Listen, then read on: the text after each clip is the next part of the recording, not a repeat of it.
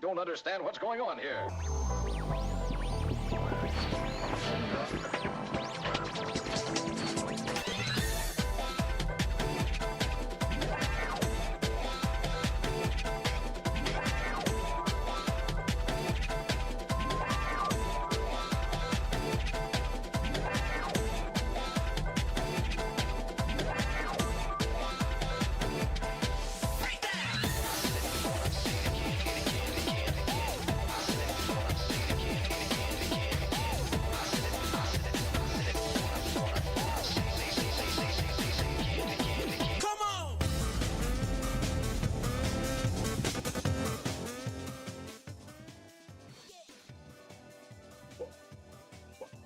Oh.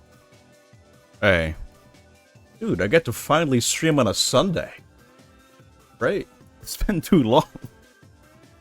Every other Sunday for the past, well, I think for the entirety of June, I kind of skipped, essentially. It is Sunday. I kind of dread it a little bit, because tomorrow I gotta go back to work. Like I already explained yesterday, this week was rough. But I mean, hopefully next week things ease up a little bit, but I'm not expecting them to. I still gotta run the store by myself. I don't like that. Whatever. I can't be picky.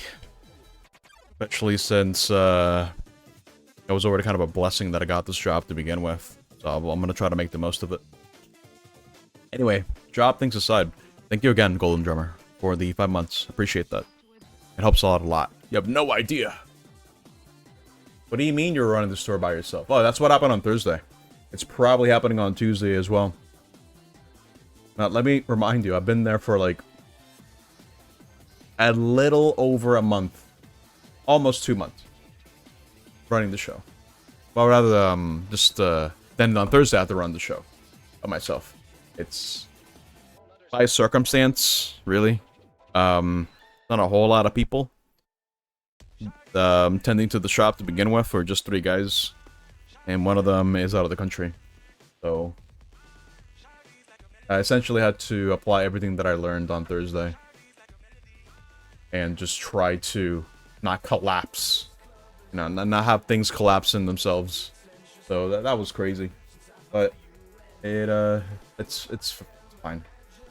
I survived. I'm still here. I just got to do it again on Tuesday. Oh my god. Alright, well. And I don't think I can ask for time off, either. I don't think I can. I could try, but it'll probably be done.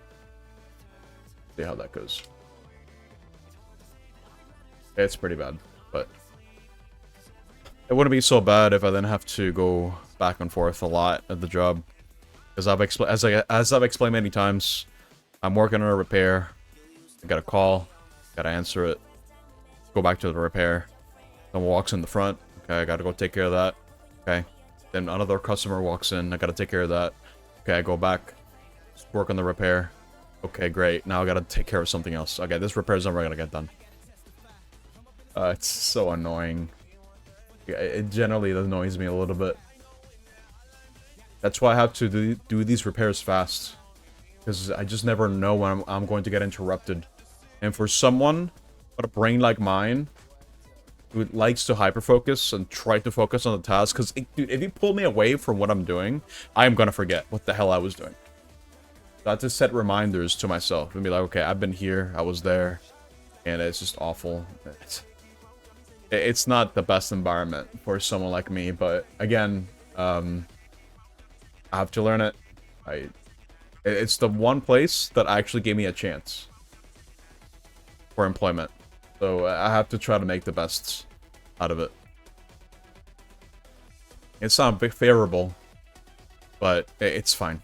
I'm not going to complain about it anymore. Anyway, guess what we're doing today? It's been a month since I last played Legend of Mana proper. I looked at the last time that I streamed. It was literally last month. Like the 4th of June. And the reason as to why I kind of put it off for as long as I did is because I needed to first finish Sea of Stars, which I did. It's finished. It's done. And then Sundays became Legend of Mana days. But Then Father's Day happened. And then the next Sunday after, I was just not feeling it at all. I was crashed out, essentially. Because I was still kind of tired from the whole, like, Nine Souls Final Boss spiel that I was having. Not to mention that I already streamed quite a bit that week to begin with. So I figured I would give myself a break. But today, I mean, despite everything, I'm still here. I'm chilling. I'm more than willing to kind of play Legend of Mana a little bit. And just see how it goes. I don't know how far along I am in the game. I don't know. I guess we'll figure it out. I have like a month's worth of content for me to try to reacquaint myself with. Because I don't remember. This is why I like putting off games for too long, but I guess it is what it is. Sundays are a flex day. They're my most flexible day, so if I can decide I'm just too tired to even do the stream, I stop. And not to mention, I didn't stream on Thursday anyway, because I couldn't. I was stuck at work. I couldn't. Yeah, I guess we'll see how this goes. I'm gonna set up the prediction for even or odd, and I'm gonna turn this down, and then we're gonna jump straight into it. We're gonna go. You guys might get blasted, so sorry in advance. Gonna get loud. Okay, you guys can't see it, but you can. All right, cool. Okay, let's jump straight back into it. I don't remember what I was doing. All I know is I have Crabbo, and I did a couple of quests for these. Only problem, there's a lot of them, and I mean, I don't know. If you look at the world map, over here, I need to grab someone. I guess I'll grab you. Let's go. Okay. If you look at the world map, there's not a whole lot of tiles that I can fill in. I legit don't remember what I was doing. So much has happened in 1 month. I can't keep track. So I have all these tiles over here.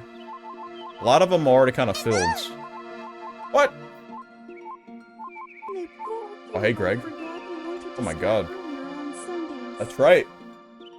15 months from Greg. That's crazy. Uh-oh. Oh, yes, SGDQ.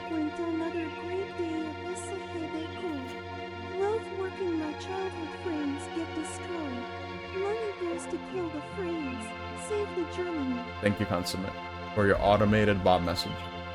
Appreciate it. Appreciate the 50 bits. I forgot SGDQ was today.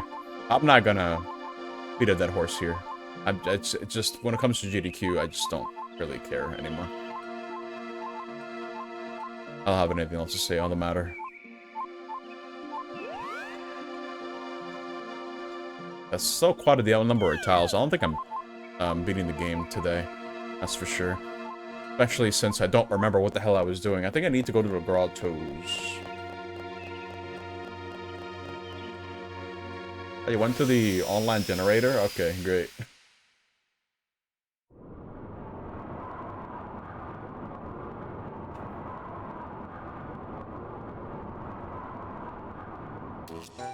Oh, there's someone there. Well, that's new. This is the new area that I unlocked last time. I don't believe there's anything else that's new, but we'll go over here. This way.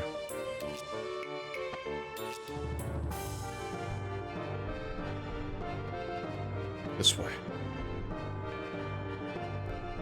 Maybe somewhere. I saw the NPC walk this way. Surely that's important. This is one of those games where you have to kind of explore and kind of find out what to do by talking to NPCs and just figuring out what you can do. Oh, maybe you? You know a guy named Escad? He's Matilda's old friend, and it seems like he finally came back. He's in there. Go ahead, I'll allow it. Alright. This is new. I've not gotten in here, I think. That's a new graphic. This might be a really important quest. It'll actually push things forward. Matilda. It's been only 10 years since I went to the underworld. Was it possible that you've aged so much? Oh, Scad, you're alive. It's only been 10 years since I lost two precious friends. You and... Erwin? I'm thinking about that demon. Took away your elemental powers to fuel his own ambitions. It is his fault that you've aged so much, isn't it? You say that. I'm not as unhappy as you think. Who's there? So you overheard us. Guess you know everything now. Yes. That's good. Now get out of here. Have you said enough? I want you to leave. I've learned the way of the sword from Old Bull. It is the wisdom's will to kill that demon. Escad, I'm overjoyed to know both of you are alive. Not enough?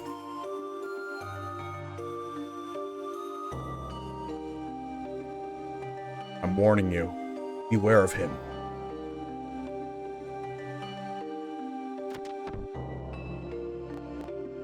You want to know about Erwin? Okay. Erwin, Escad, Matilda, and I grew up together. Matilda was born into a family of priests, and Escad in a family of knights. Family has served the Templars' warriors. Erwin has demon's blood in him. That's all we know. But no one in this world cares about what race you are. Of course, Matilda acted the same around Escad and Erwin. Escad didn't like that at all, so he tried to kill Erwin in the mines. But it was Escad who ended up falling into the underworld. Erwin is not the one who started this, it's Escad. Past 10 years, we never had such problems. Why now?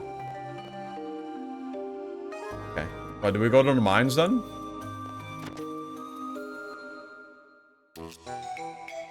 Oh, crap.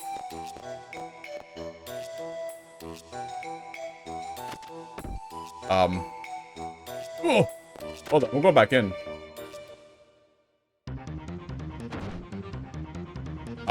This is bad. For our lord! Oh, stop! I have to go to the underworld now? Darn it! That was someone disguised as a nun! Oh.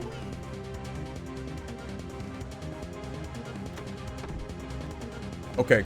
Wait, I think I need to actually go to that underworld. Maybe. Hey. Miss Matilda has been kidnapped. Close all exits. Okay, let's go. We'll go over here.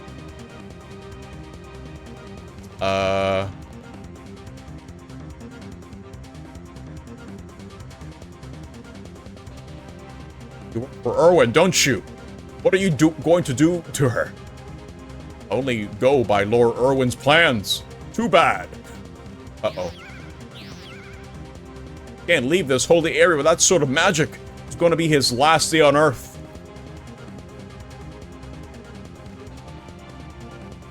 Okay.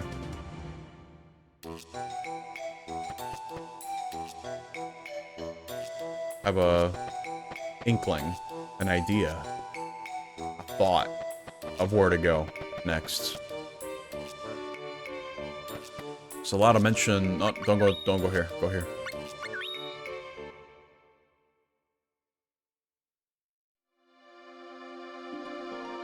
Over to the underworld.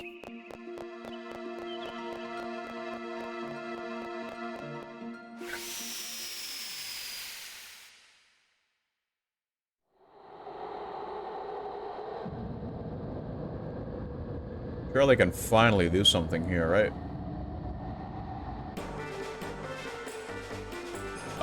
No? Oh, never mind then. Oh, jeez. Okay, where do I go then? What? Did I go here too soon? Oh, let me go back to that place then. Back over here, I guess.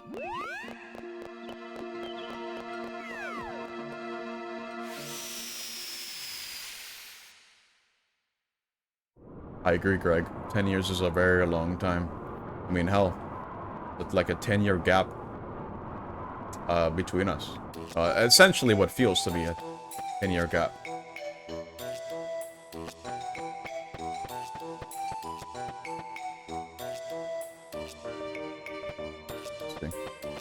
Hello, Flora. Where do I go? Hugh? Do you know? It wouldn't feel so good here. No, this is not... This is urgent! Someone's been kidnapped! Oh, where do I go? Oh, no.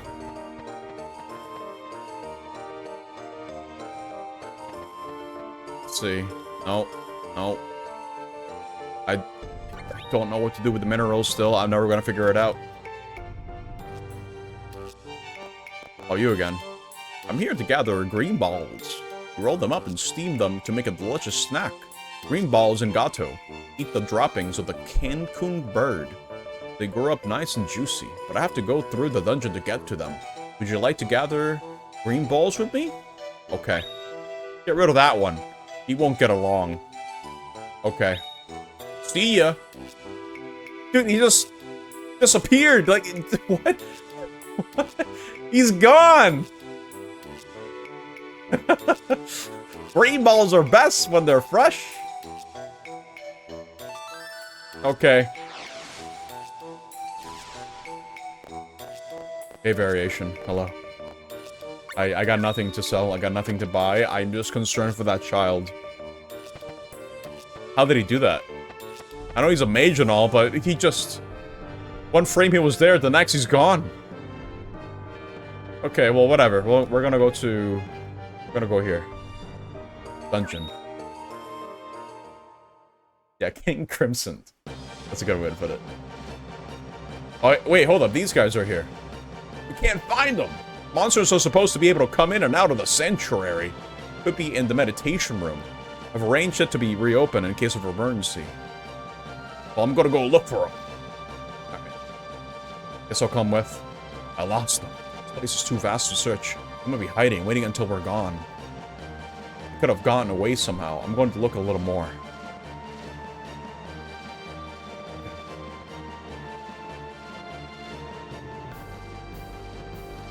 Alright, guys. I got a couple of things to talk about today.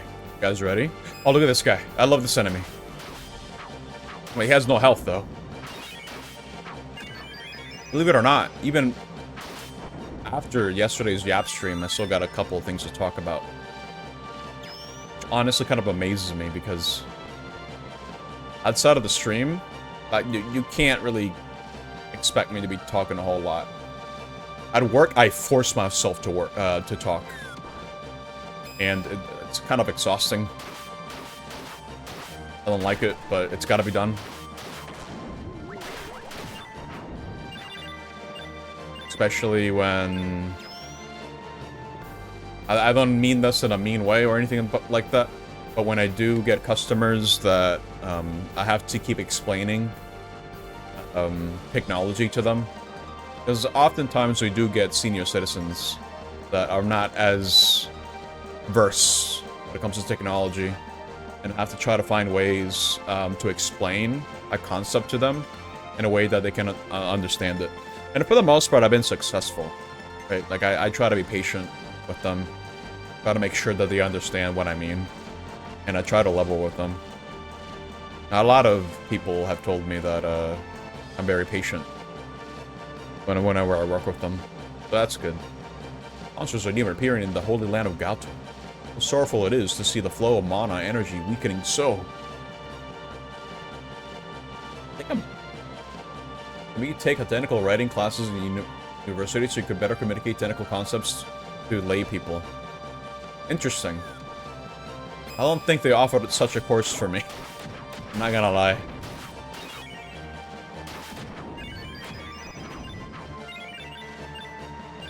I just try to intuit it as best as I can. I try to place myself in their shoes, and I try to come up with ways that... Oh, I'm going here. Wait. Nice. I just try to think of ways that make sense to them. I've always been kind of like the tech guy in the family. And whenever there's like a technical problem, people go to me. Yeah, I'm more than willing to help out.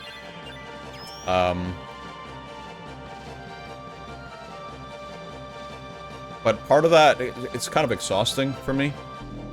I'm not gonna lie, not because I'm holding in the urge to yell at him or anything like that. No, that never really crosses my mind. That only really happens if they're actually trying to rile me up and they're trying to test my patience. Or, God forbid, they're taking out their frustrations on me, and I've done nothing wrong. You know, that sort of thing. Thankfully, the latter hasn't really happened a whole lot. A whole lot kind of implies this happened? Not even. No. It's fine. Because for me, it's kind of hard for me to kind of not take that personally. You know what I mean? I think... Because for me, like my mind defaults into thinking, oh, I did something wrong. Because they're clearly upset. Like, I did something wrong. But that's not even necessarily true. My mind, my irrational mind is convinced, because I have, like, this default script where I just assume that people don't like me because I don't know how to do something, and or I'm not able to help them, or I'm making things more inconvenient for them. It just defaults into doing that. And believe me, I've been trying to refrain that for a long time. I've been trying. It is very hard for you to tell your brain, no, stop. Stop doing that. No, not becoming the fallen down guy. Defense. No, I'm not. That's not gonna be me ever. No.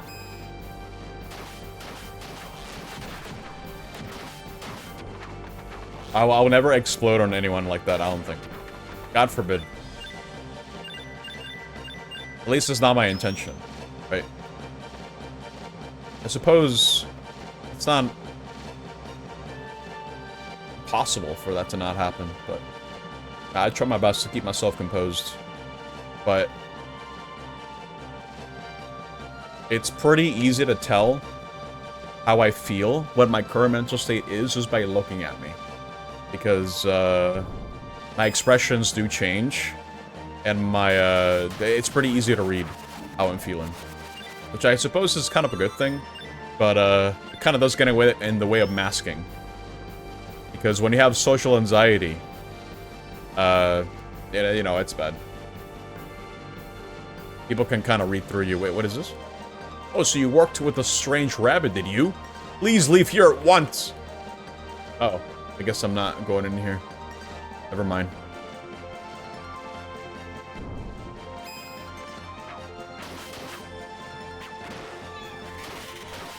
There we go. Hello, Leo.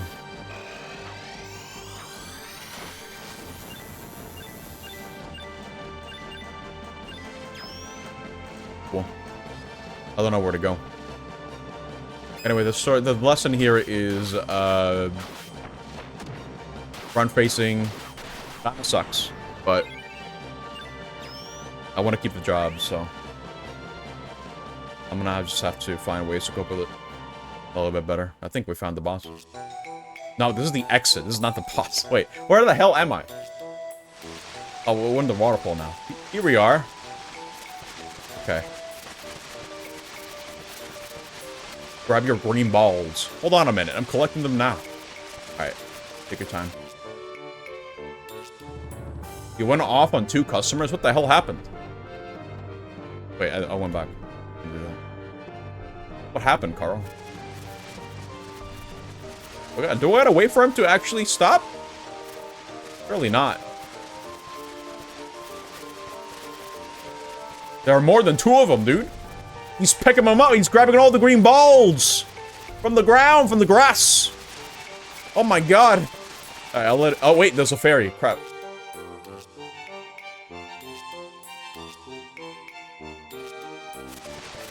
I'm gonna have to wait here, I think.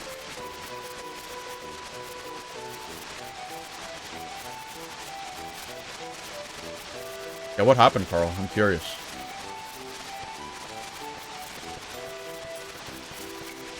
What are you doing? Waiting for Nicolo. Uh-huh. What are you doing here? You're in my way. Talking to a fairy. What fairy? You're just imagining things. Let's go now. Here, this is for you.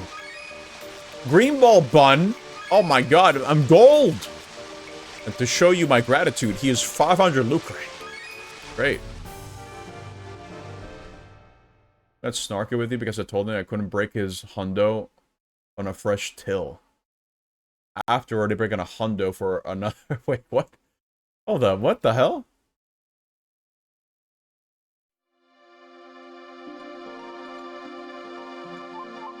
I need to go back. Wait, no, I gotta go grab a party member.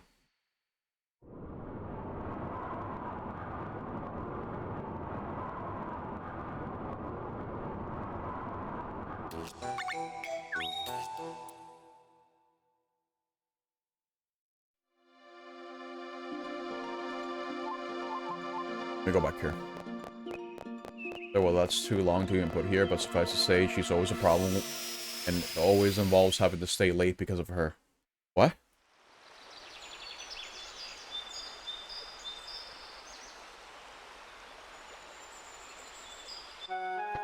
Wait, this is the wrong way. Carl might be in his defense. In his defense arc. Oh, no. And I can't blame him. I'm telling you, dude. Working for retail is hell. Pretty bad. Started. It's kind of hard to really know how bad it is unless you're actually doing it. I would say. But you get to experience that yourself, and I guess it also depends on what type of retail you're talking about. We're talking about like a conglomerate, like a big store, like a big chain, like a big corpo, like Walmart. Can't only imagine how that's like.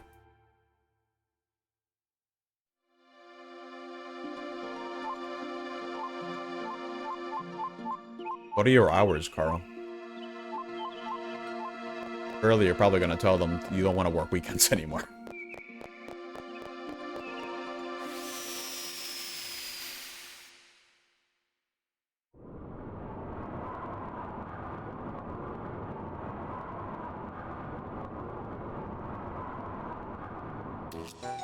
Let me go over here. Back to the dungeon. I gotta look around a bit more thoroughly, I think, to find whatever I'm looking for. Okay, what do you have to say?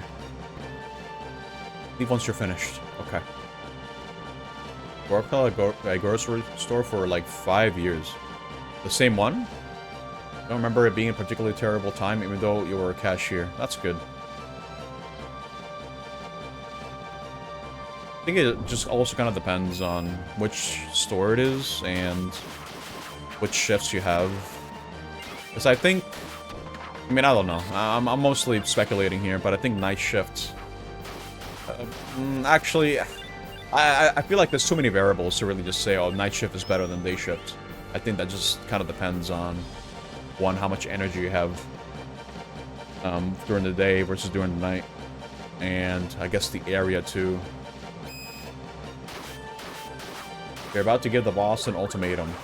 Get the schedule, as you said, of 5 on 2 off, no more weekends, and you're switching to days. Okay. Oh, yours is a night shift, that's right.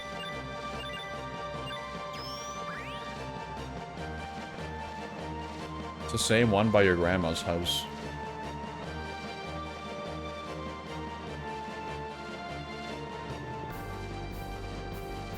Oh god. I think... me not having worked a retail job like that before, personally, if I stay in that job long enough, I don't plan on quitting. Even though my anxiety is telling me I have to quit because this is the Thursday, even though things went well, it could have easily been really bad in a lot of ways, and it took a lot out of me to stay composed.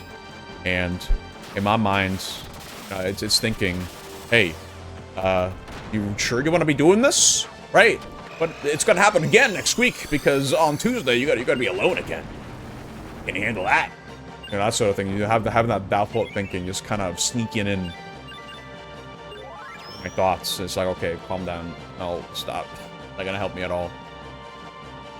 Because for now, I'm trying to take things one step at a time, or one day at a time. Right? Like, I don't want to think about work right now, even though I'm talking about it. But you know, I didn't have any breaks on Thursday. at all. I didn't eat. I did not drink anything. I just kept going. I tried to stay focused the whole time. And honestly, that was kind of to my detriment, because then right at the end of the day, I ran into an issue. Small little issue with a phone. I spent this yesterday, but you know how iPhones have these pentaload screws at the bottom, the close security screws? They're there. Those are things you have to remove before you dismantle the phone. Well, I kind of forgot to put those back on. Because the customer came in, I was just finished testing. I'm like, oh my god, I want to clock out. I want to get the hell out of here. Oh my god, I want to leave. So I kind of forgot to put the screws in because I was kind of rushing. So, oops.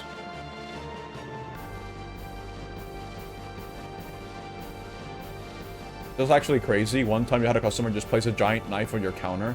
I think it was generally... You don't think it was generally a danger, but you played dumb nonetheless. What the hell? Why is there always a crazy retail story? I guess you get all types of personalities when you work in retail, right? That's probably like the one sector that you're going to be meeting all kinds of people from all walks of life, which I suppose does keep things interesting. Thankfully, we're safe, Psychic, because oh my god.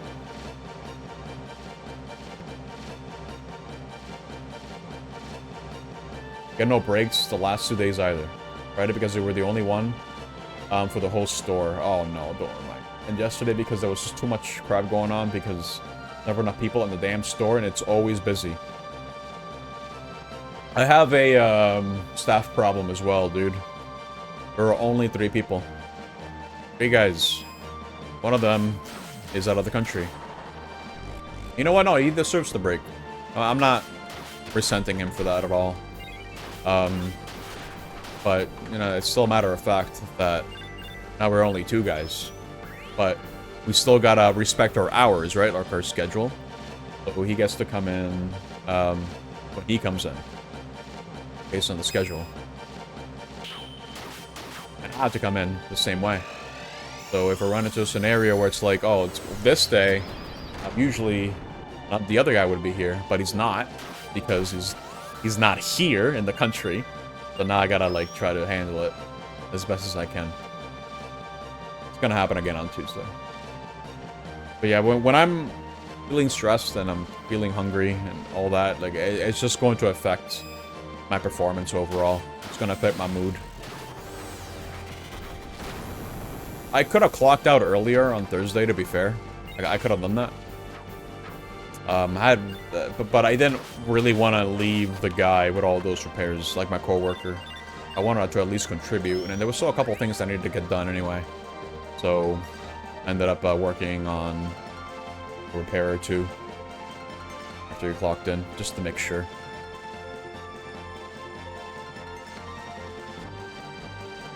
But at the same time, I gotta recognize when I just can't handle it anymore. But part of me is like, I'm willing to make the sacrifice. Be like, okay, I'll try to help out as best as I can. So it's a tricky balance. Right? Especially considering that both my co-workers have been pretty patient with me. And I kind of want to return the favor in some way, however I can. Just try to be helpful. You know what I mean? Even if I'm not always helpful, because I'm still the new guy. So I'm still gonna not be able to know how to do everything.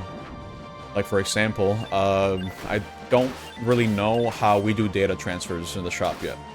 From one device to the other. I don't know how we do that. And I also don't know what the process is that we do at the shop for handling liquid damage devices. We have a dehumidifier device. I know that much, but I don't know how to use it. Right? I don't know what to look out for other than corrosion on a device. You know what I mean? Just keep in mind, this whole career I started like last year. For like 7 years in college, I was focusing on computer science. Which might as well be a dead degree to me now, at this point. All that it serves is it tells employers that I finished college. That's it. That's all it really does. Because when it comes to anything beyond that, I hold no value for myself when it comes to programming. I don't like it. For me, it's not worth the frustration. I get that moment of catharsis, or, you know, that moment of joy, I should say, when it's like, oh, finally! It works! Oh my god! But then I spent the last 20 hours trying to troubleshoot it and figure out what the hell was wrong while trying to meet a deadline and making sure that everything works. It's like, nah, I can't. That's too much pressure. I can't do that. So now I get to shift that and be like, okay, great. Not only am I pressed for time during the repair, but if I screw something up, then the customer is the person who's gonna get angry, and I have to find a way to resolve that.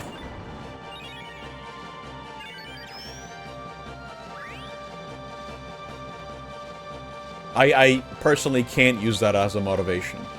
I can't. It just stresses the hell out of me. Sure, I could get better at it, right? Like, I could have become like a master programmer of sorts. Like the guy. The programming guy, but honestly, I kind of chose computer science on a whim. When I went to college, I had no idea what the hell I wanted to do.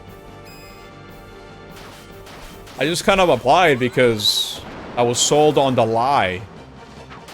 You know, the one where you have to go to college because you have to.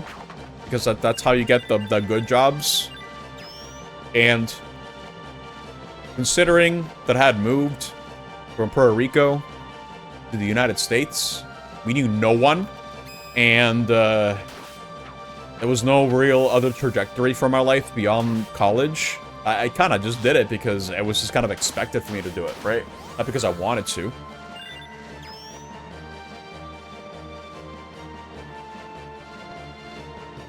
Maybe mechanical engineering was the thing for me. Oh, for sure. No, in hindsight, yes, I agree. Mechanical or electrical engineering would have been perfect, I think, for me.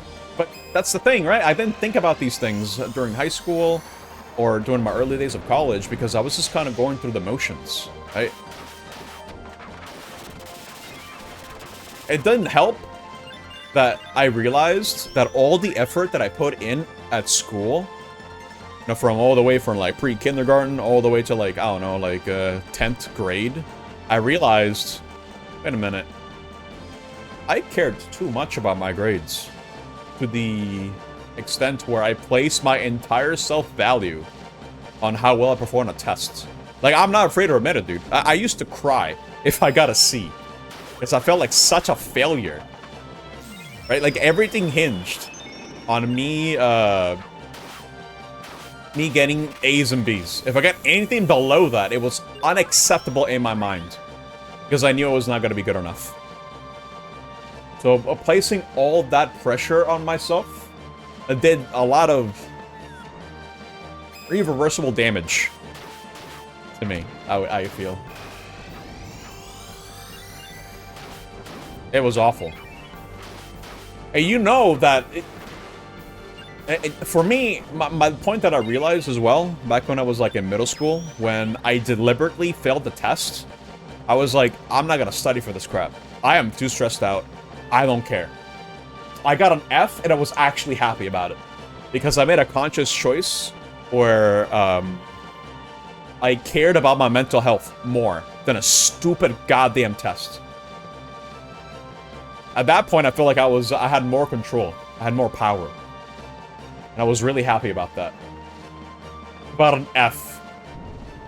I think it also helped that I was expecting the F. Because when I was growing up, I was always riddled with anxiety. I was like, oh my god, how well did I do in the test? Did I get 100? Did I get a 90? Oh no, did I get anything below an 80? Oh god forbid. Oh no! No! But when I knew I failed, and I got the test, I'm like, oh, great, yeah, it's exactly what I expected. Great. I felt in control. It felt great. I'm not gonna lie. Sure, my mother wasn't happy about it, but I didn't care, honestly. I was like, let me have this moment, right? I was going through something tough as well. I'm not gonna go into it in detail, but let's just say that I was not having a good time with life in general during middle school. It got pretty bad in a lot of ways.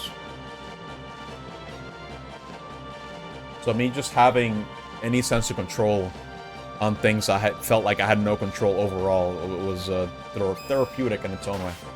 It's crazy. I'm lost, by the way. I don't know where I'm going.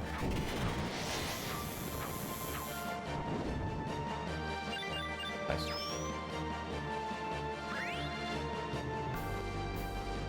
Taking a degree at 18 when you're still kind of figuring out what you actually want to do is really dumb. Yeah, that's why they kind of push for you to start thinking about these things when you're like in elementary, right? Like I remember I wanted to be like a policeman because in my heart I was like, I want to help people, right? It all hinged on that. Like either be a fireman or like a policeman. I remember dressing up as one too. Like as a policeman, I was like, I want to help people. I want to stop crime. I want there to be justice, you know, that sort of thing. You know, that innocent thinking. Completely disregarding the nuances. But it came from a place of innocence, right? Of just wanting to do things right. You wanted to be a teacher in elementary, but then you went to middle school and saw how terrible kids were and you changed your mind. No, dude. Oh my god. It was a weird time to be growing up during a time where the internet wasn't like a super mainstay in every household, but social media was just starting to pick off with stuff like MySpace, right? Because then teachers had to kind of deal with the brunt of it too. This whole idea of whole alien idea of cyberbullying and just all these kids just learning about all these different things outside of the classroom. Because before, I feel like it was, at least when I was in elementary, like, people didn't really have the internet actively. And our world was just the world that we knew, right? Like a little island in Puerto Rico, and then school, and that was it. But now that more and more people were getting into the internet, we're being exposed to so many other things. Not to mention, you know, with being able to bring phones to school, or banning... Oh, actually, no, they banned phones at school at first. They banned devices as well. Stuff like that. It's kind of crazy. Because, let me see. What was I trying to say? My point is, having to moderate that as a teacher, who might be a little bit behind with the times, it could not have been easy. And now I can't even imagine how horrible it is to be dealing with parents that are, I guess for lack of a better word, entitled. And the teachers have not much of a saying when it comes to how their kids behave over at the classroom. Because if one thing goes wrong with the teacher, and then the kid comes crying about it, 9 times out of 10, I mean, if the parent is bad, they're just gonna complain about it to the school, and then they're gonna reprimand you, and then it's over for you.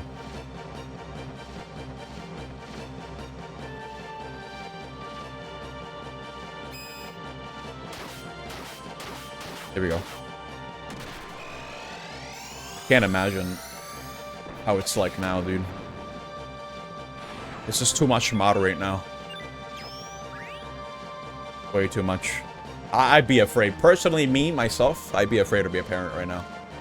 If I had the resources, you know, if I had the time to still take care of a child, and believe me, I would try my damnedest to make sure that the child has a good upbringing.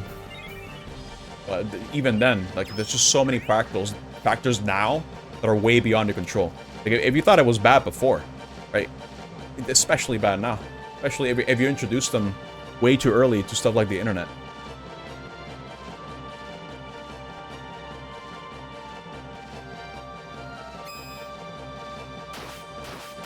I think a better way to put it is, like, there was always something that made things challenging. It's just that now it's especially challenging. And I think challenging is putting it very lightly, if you ask me. I don't know where the hell I'm going. Did I go down here? I don't think I fought 3 of these guys at once. Maybe I have. Cool. If anything, I'm kind of grinding for levels that I probably don't need. Fine. I need to make it like an actual path. And try to go through areas I haven't gone to, because I'm going around in circles at this point. Yeah, but it's because the parents didn't know, right? Like, now we're the parents. Or rather, my generation, I guess Gen Z, like late Gen Z would also fall into that category. Now they can become parents. And because they grew up on that crap, they have a better idea as to what it means to properly moderate your children when it comes to how they should be using the internet and how much screen time they're allowed to have. But back when I was a kid, my parents knew nothing. At all. They didn't know the dangers.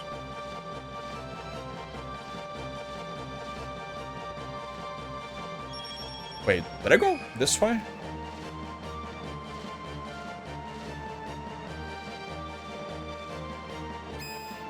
You know what's also another crazy thing?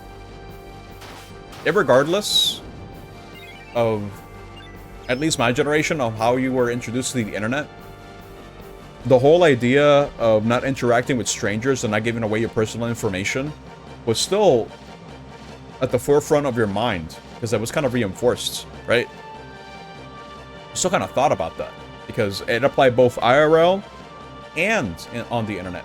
It was kind of like a universal rule, and a lot of people kind of abided by that. But nowadays, people are just so willing to give away their information online. It's insane. It's the complete opposite.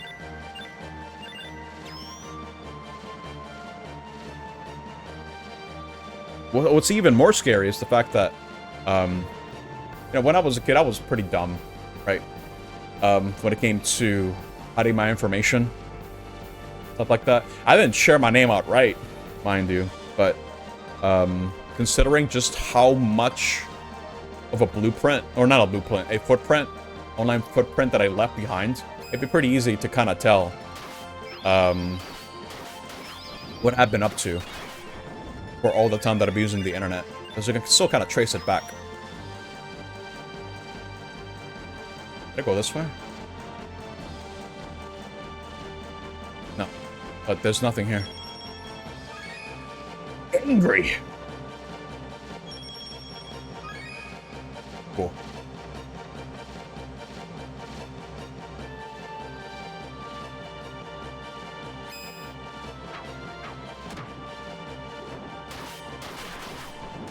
I wouldn't even know where to begin, honestly.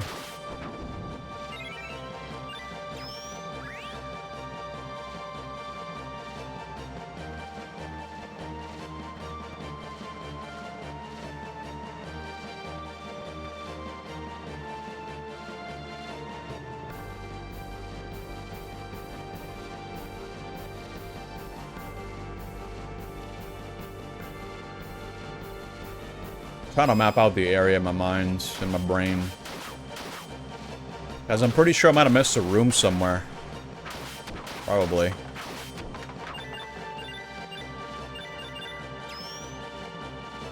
Probably drink some water while I'm at it too.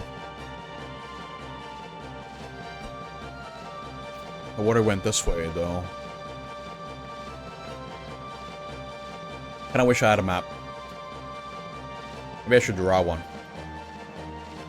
Back when I used to play games like this, and I would just draw the maps myself, and then give you one. In a way, it's kind of engaging.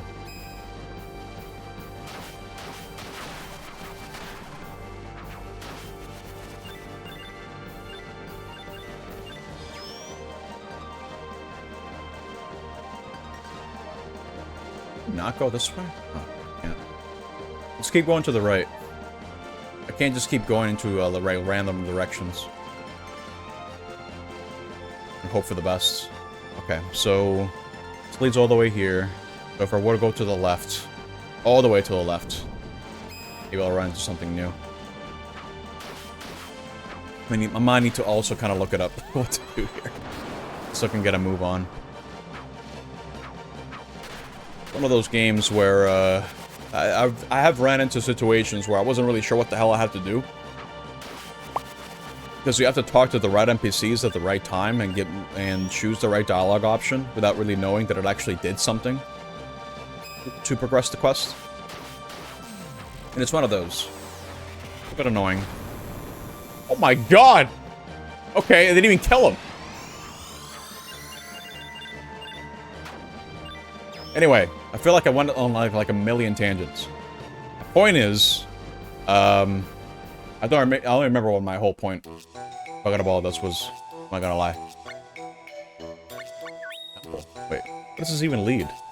Oh. Oh crap. Okay. Did I try going down from here?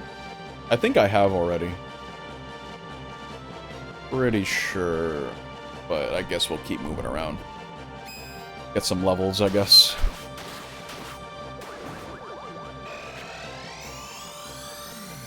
Anyway, going back to what I was saying. I was going through the motions in college. I just figured, oh, it's just high school. But it's like level 2. I wasn't really taking it that seriously. And not to mention, again, I gained that mentality during my junior and senior years in high school, where I figured, you know what? All that effort I was putting into schoolwork, it's just not worth it. Right? I can put in the minimum amount of effort and still do fine. Like I was getting C's, but I wasn't really caring that much if I got C's or not. Because it was at that point where I kind of decided, it's just not worth the stress. Everything will resolve itself. It's just... C's get degrees, you know? It's fine. Who cares? I did kind of miss out on scholarships because of that, unfortunately. But I was just kind of done, right? That was like a whole paradigm shift in my mind when it came to me moving from Puerto Rico to the US and then just having to get acclimated with how things worked in the US compared to in Puerto Rico. Because it is different in a lot of ways. It's not just culture that's different, but the system itself is different. For context, in Puerto Rico and a lot of other, for what I can tell at least, in a lot of the schools in Latino America, you have grades, and then you have the grades be divided into 2. So you have like 8-1, 8-2, 9-1, 9-2. You get the idea. Where you have these groups of kids that take all the same classes at the same periods throughout. So in a way, you're growing up with these kids. You're always doing everything with them. And chances are, because my schools were relatively small, they weren't really that big, right? So you would end up knowing all the kids. Now that comes with its disadvantages, right? Because once you're out to be the weird kid, or the guy that no one wants to hang out with, then people just kind of associate that with you. And you can never live it down. That's exactly what happened to me back during elementary. I was out as the weird kid. And generally speaking, people didn't really want to talk to me or hang out with me a whole lot. In fact, I got bullied because, of course, I didn't stand up for myself, so that really didn't help out either. And that's part of the reason as to why I put so much emphasis on my schoolwork, because, you know, I might not be able to relate to these kids at all in a lot of ways, but I could at least stand out by getting good grades. And that's what I ended up doing. So I was getting good grades, not because I wanted to, but because I was told to. That's how I got rewards, and that's how I felt like I was actually of value. All because of a stupid piece of paper telling me that, oh, you did good, good job.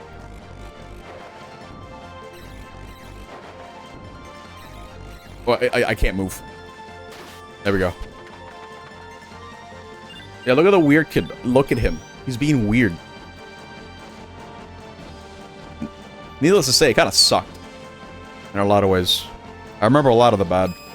I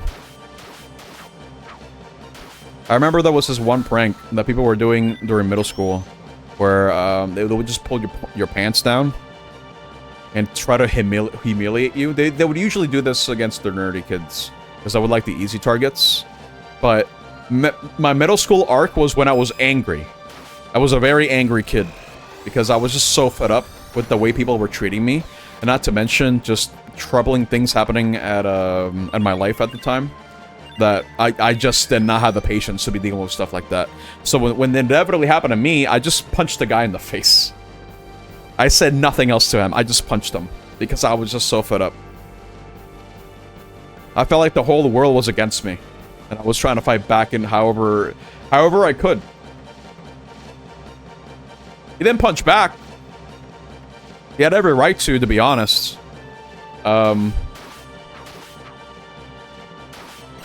That instance was deserved, but I can't think of another instance that I so wholeheartedly regret doing. Because again, I was looking for an outlet to try to process these super complicated feelings I was experiencing as a pre-pubescent teenager. You know what I mean? However you pronounce the word. And I remember punching my best friend in the face for... I don't remember what it was for, to be honest. But I remember kind of regretting it. I mean, at the time, now I really regret it. But I remember acting on impulse for some reason. I think he might have said something that made me angry, and I just compulsively just hit him in the face. He forgave me for that, at the very least. I'm kind of glad, but that was definitely not deserved. But I also remember other bullies being like, oh, hey, you know Beavis and Butthead? He's like Beavis. Yeah, he looks like Beavis. That's him. and then we're just gonna keep mocking me. Like, but these people were really trying my patience, I'm not gonna lie. I did not like these kids. Do I condemn them? Hell? And back? Maybe not that much. But at the time, yeah, I was not happy being at that school at all. Everyone's weird in their own way, yeah, for sure. But, you know, some people will not admit that. I'm not blonde. No, Butthead, sorry. People are comparing me to Butthead. I don't look like him at all, by the way. For the record. I'm not a Butthead, but I do remember kids doing that. And I was trying to look for outlets. I remember this one kid back in middle school who made fun of my sister. I don't know what he said, but I got so pissed off that I kind of like, not manhandled. You know, like that grappling technique where you wrap your arm around someone's neck and you start beating them up. I remember doing that. But it was really weird because I don't know if I can even classify that as a fight. He was looking for trouble, for sure. He was trying to intimidate me. He was provoking me, which worked. But it was a really weird fight because we had to get to class, right? But we were angry at each other, so we were beating each other up as we were going up the stairs to get to class. It was very strange. But, nonetheless, I was angry at him. I was pissed off. I hated him. I'll remember what he said, but, I did not like it. Yeah, that would have been great to watch. Yeah, for sure. It wasn't like anything like grandiose or like an epic fight, right? But, it was pretty awkward. It sounds as awkward as I'm making it sound like, right? It's just a couple of, like, preteens just trying to fight, right?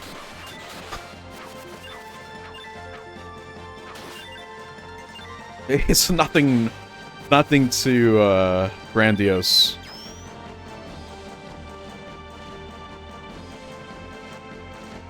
But anyway, yeah, my middle school was awful. High school was a little bit better, but I learned through very unhealthy coping mechanisms that I needed to stay quiet. Stay quiet as much as I can. Only speak if I absolutely have to. Because I always felt that no matter what I said, people were going to use it against me. So my response to that was to not speak at all. So they couldn't use anything against me. I was putting up like a huge barrier around me, dude. As extremely thick barrier. It took a lot for you to even get a word from me. I eased up a little bit once I found a good group of friends, at the very least. I eased up, but unfortunately, I still didn't have a backbone at all. And I would still let myself get bullied because for me, unfortunately, because I wasn't getting a whole lot of attention, I was putting all my self-worth in achieving to be like the person that's like likable by everyone. No one hates me. You know, being like the guy. It's like, oh, look, it's not cool. Oh, he's so cool. High five me, bro. You know, that guy. I wanted to be that guy, but I couldn't because it didn't matter what the hell I did. I always did something wrong. At least that's how I perceived it. I did something wrong, and then people wouldn't like me for it. So I just learned to just not try anymore. Yeah, it's kind of sad in some ways when you put it that way. When I'm trying to be helpful, but people were just being really mean to me. I didn't mean any malice or anything of the sort. But, you know, you can't control how other people react to the things you do, even if you do mean well. That's fine. But that's kind of a lesson that I had to learn the hard way. It's honestly kind of still a hard lesson for me to really apply. It is rough. That's the TLDR. It is rough. And,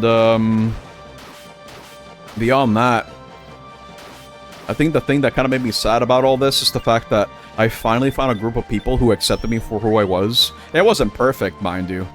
I still got bullied every now and then. I should have really stood up to myself a little bit more. But the fact of the matter was, I at the very least found people who actually liked me for who I was. And not for lacking in the qualities that they were looking for. You know what I mean? Because that's what it kind of felt like. So even though high school was still a challenge in a lot of ways, where people teased me and they were still being very mean to me, I could at least find some peace.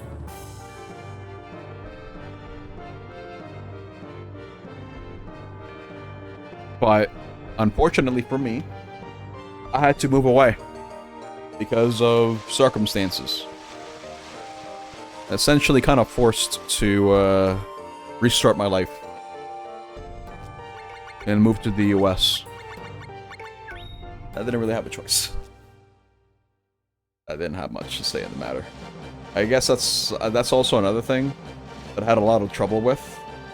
And that's it kind of contributed to, what's it called? I need to look at my quests real quick. We're looking for 2 torches. I'm gonna look this up, see where the hell I need to go. Because I've been running around in circles for the past hour, dude. I have no idea where to go. 2 torches. Legend of Mana. Let me see. Let's see. Into the caves. Wait, what? Leave the room, follow them back into a room, talk to Diana and agree to help her. This doesn't tell me.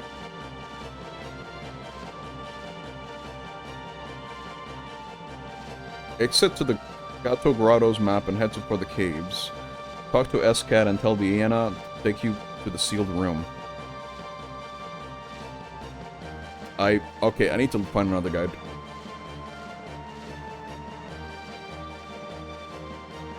Let me see.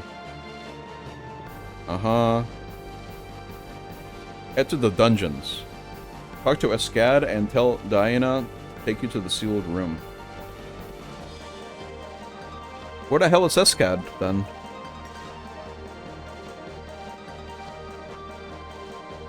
I need to look at a video. I'm looking at a video. Quick. I am lost.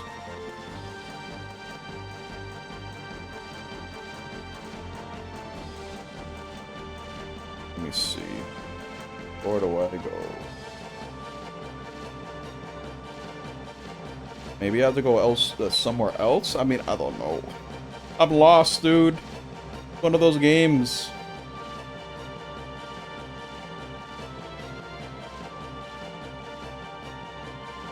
Let me see if there's another video that I could use.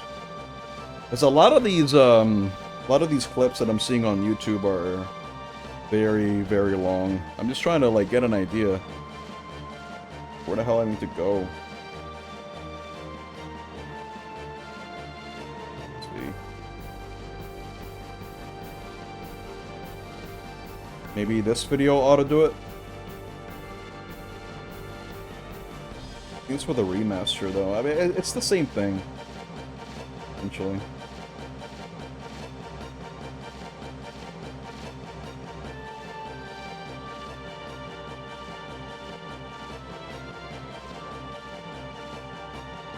Maybe... Hold up. Let me go back to the world map. We'll try that.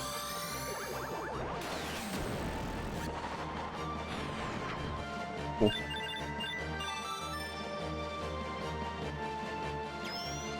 Alright, while I do that, what was I talking about? Oh, yeah, I was talking about, how things changed so much for me when I moved to the US. And just being in that new environment, just being introduced to the whole idea of periods, you know, where you have like this one class or this group of kids, and then the next period, it would be like a completely different set of kids. I was like, what? That's crazy. That's how it's done here? I couldn't even begin to imagine. It was essentially culture shock for me. And it was a good thing that I practiced English as much as I did back in Puerto Rico, because it kind of gave me an advantage. Because in one way, right, I was essentially starting over, right?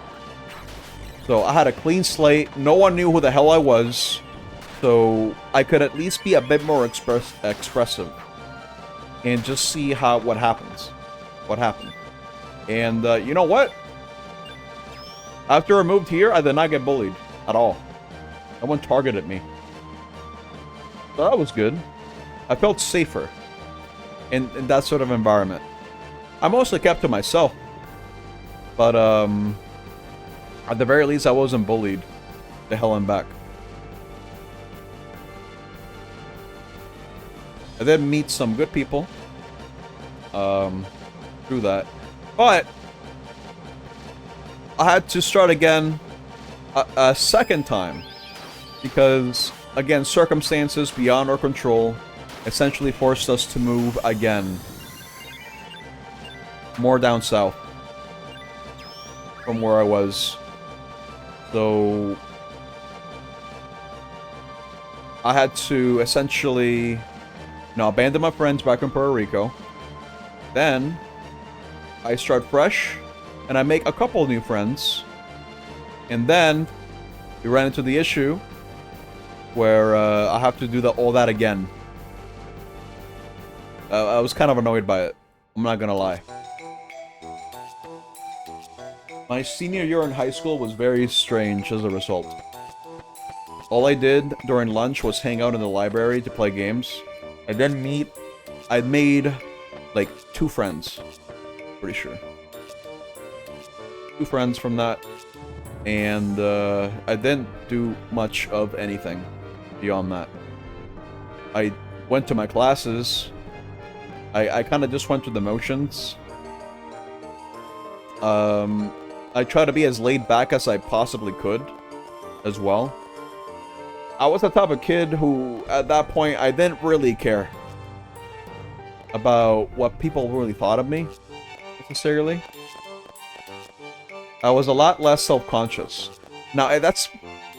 To this day, I kind of wonder how that happened. Because... Was it really me just being, like, the new kid? Or was that really enough for me to feel like I'm not getting attacked left and right? You know, that sort of thing? Where I could essentially still kind of play passively without having to worry what other people thought of me. You know, that sort of thing? It's weird. I kind of wish I had a more concrete answer as to why I was a lot more laid back.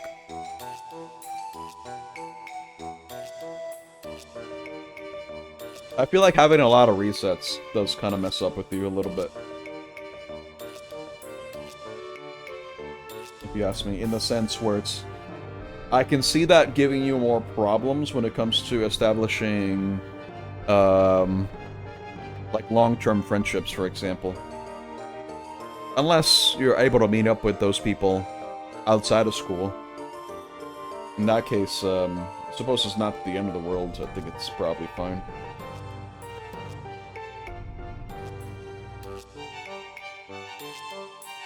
Bro, I wish I knew where to go. I'm looking it up.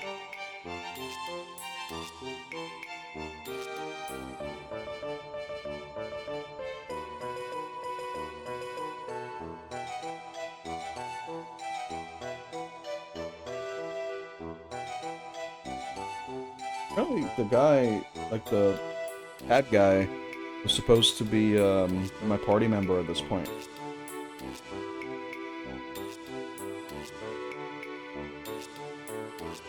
Allegedly.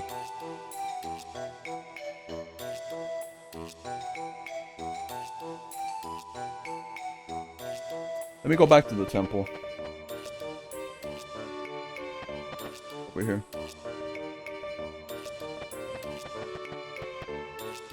I really have to wonder how my life would have turned out if I never moved. I definitely would have been a very different person, I think. But maybe I would not have been a NEET for as long as I was. I think that's also a factor, if you ask me. I can't find this NPC anymore.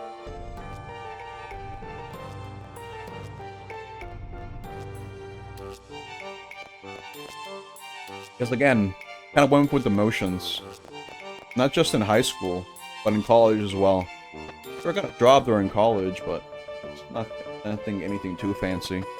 And I could have gone to internships for programming, but honestly, my focus was just working on translation stuff. I thought that was gonna be my passion for life, the thing I did for a living, because I was tackling that every single day for like 3 years without fail. I was just doing that instead of doing internships. I was doing that, thinking that I was going to be able to build this insane portfolio. I was going to be able to present this to companies and be like, hey, look what I've done. Look at what I've led. Look at all these things I've done. Isn't it cool? You know, that sort of thing. But what ended up happening was, well, nothing, really. Nothing really ended up happening with that. Because I kind of got cold feet at the end of it all. So I ended up losing everything. I feel like I missed my chance to do this right. Let me see. Let me look at another video.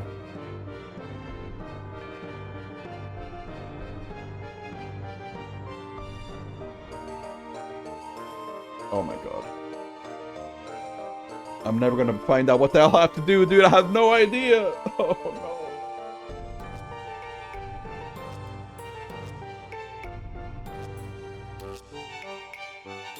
Because apparently, the cat-like person was supposed to accompany me. Apparently. But because I already had someone in my party, they're not with me anymore. So I don't know how to fix this.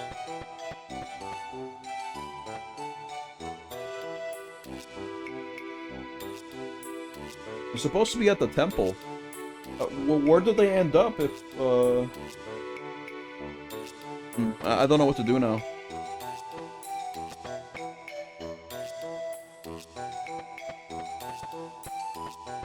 I don't think I soft blocked myself. Probably. Not sure. This game is pretty confusing, I'm not gonna lie. What do you have to do? And a lot of these. I need to reset the area. I don't know. Go back.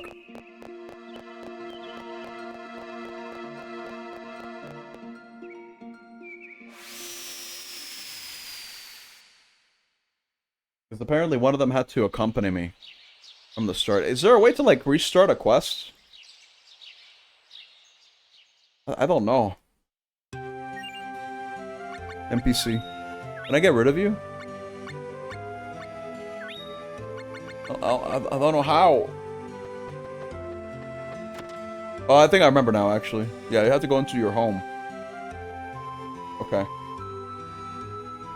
I think maybe if I just go alone with my Crabbo, it might be good enough. I don't know. I really don't know. All that running around I did was basically for naught. Essentially. So unless I can figure out what the hell I need to do here, we might be cooked. I don't know.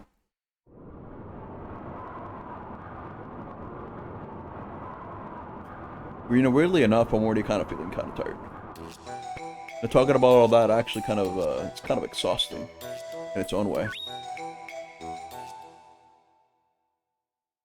A lot of recollection on things that, you know, I'm not bothered by it too much.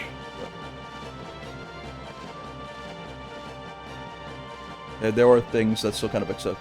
Yeah, they're repressed. I mean, I'm not sure repressed for me is the right word. Not sure if that's how I personally would describe it. Because it's not like, I guess I don't think about these things on the daily. But I know they've stuck with me. A lot of those things that I went through, they have stuck with me. One way or the other. It's crazy. I remember them so vividly. I don't think that's a good thing. I need to remember all that.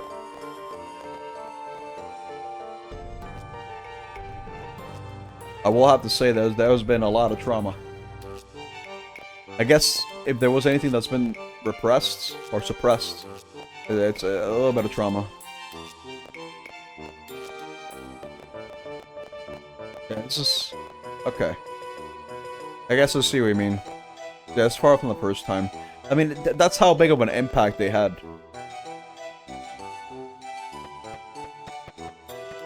Just to think how different things would have been. I was kind of thinking about how, you know, your environment and the people you're with, the circumstances of who you're with and all that stuff. That in itself kind of determines what kind of person you're going to grow up to be. So if I was just born, I don't know, like a year earlier, you know what I mean? I would just be a completely different guy. Right? I would have met a different set of kids. And I probably would have developed different relationships with both them and myself. Likely. Maybe it would not have been different at all. I don't know. Hard to say. I can only really say these things in hindsight. But for me, it's kind of an interesting thought experiment.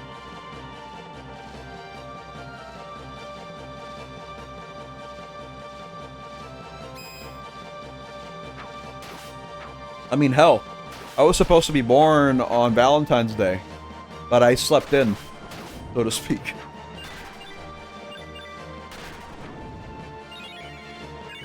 Maybe that in itself would have been different too. If I was born on Valentine's Day instead. Probably would have changed a couple things, right? I would imagine.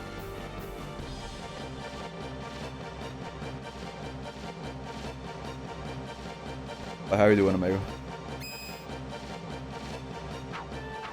I'm looking for this one NPC. I don't know, dude. The wiki doesn't mention what happens if you don't have the NPC with you. I don't know what to do. I've gone in circles. I'm going crazy. Is there a room I haven't gone to? I don't think so, right? I think I've circled this stupid mountain as much as I could. I already gone this way. I think I've already gone this way too. Oh wait, hold on. What is this? I love air. What? I don't remember that guy there. I'm not gonna lie.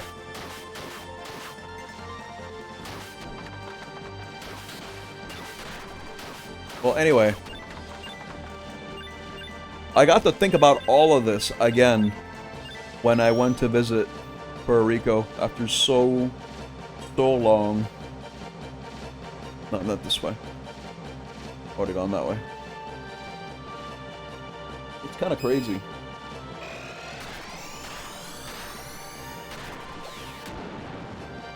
And you know what? I'm kind of glad I'm doing better. Despite everything. There's still some challenges here and there. Not gonna lie.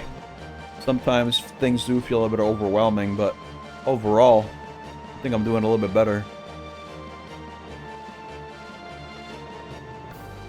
But I think all in all, you know, despite everything, I'm still here. I'm still kicking. Whatever those kids were saying back in the day, or hell, even if I felt like I didn't have the support that I needed, because at the end of the day, you know, I didn't really get the diagnosis I needed, right? Or the special help that I needed as a kid. There's this whole stigma regarding mental health and disorders and stuff like that, that a lot of families just don't want to admit, or they don't want to talk about. It's a very uncomfortable topic. I finally found the goddamn boss. Oh my god. You didn't even realize this trap! That's Matilda! You must bring her to safety! I was here the whole time. I was just running around like This way, Abus. That's right. Keep her out of the battle, but I'll get her back. Take her for now. The show is about to begin! Okay, but I'm definitely overleveled. I'll take Matilda to Lord Irwin after this battle. Well, shall we start the party? okay, yeah, just do your thing.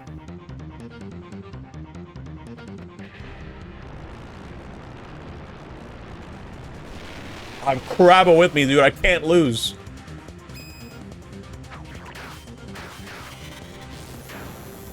Look, Crabbo's got a beam, dude. You can't stop that. Oh, what's going on? Got a little mirage attack. Okay. Uh-oh. He's got a laser. That's insane. Who would have thought? Oh, jeez. Who would have thought that Crabbo had so much power? Oh, the boss moved. That's unfortunate. Ow. Get up! I can't move, dude. I can't move. There we go.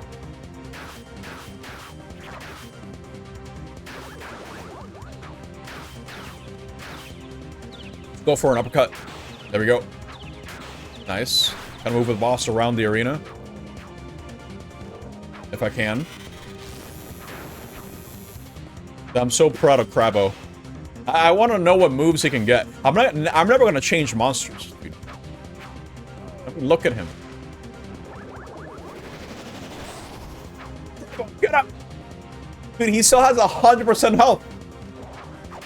He's fine. It's incredible.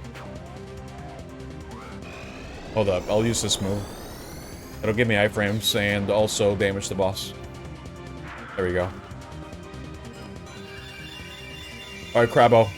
Grab the crystals. It's all yours. I don't need it. I can't control him. Oh, never mind. I guess I'm grabbing it for myself.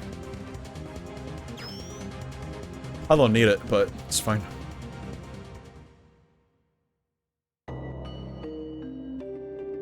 Escad, please listen to me. No, Matilda, you should rest, so I'll say it. No, I will. Escad, I did not want to give up my freedom to become a priestess. Erwin only wanted to free me from a life bound by rules. Wake up, Matilda! Stop letting the demon do this to you! Did you ever consider how Erwin will use the powers he took from you? That's enough, Escad. And you, Matilda, you need to rest. You never took me seriously, even when we were children. I'm not going to let the demon gain any more power.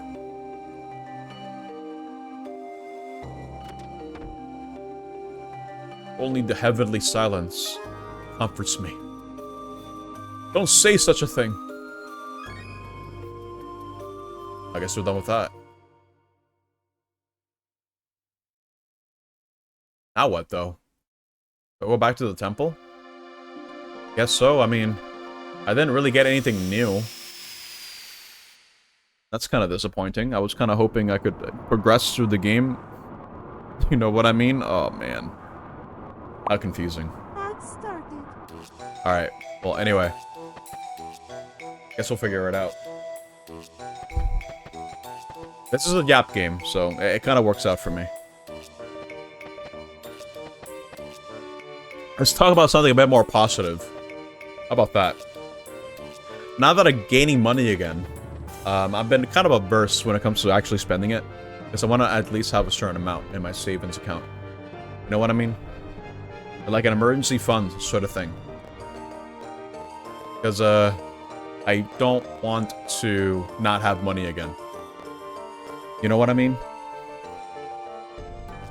It's nice to have, but considering the circumstances that I grew up in, I've learned to really value the money that I do get.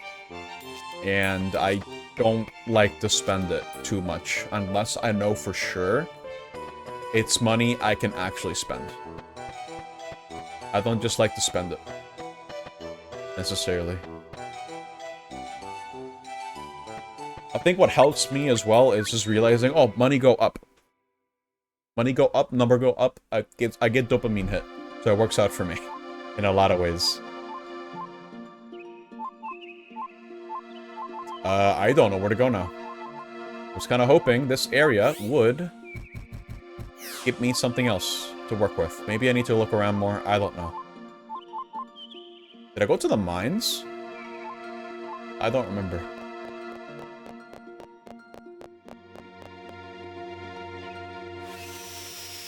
Alright, time to talk to every NPC in the game until I find something to do.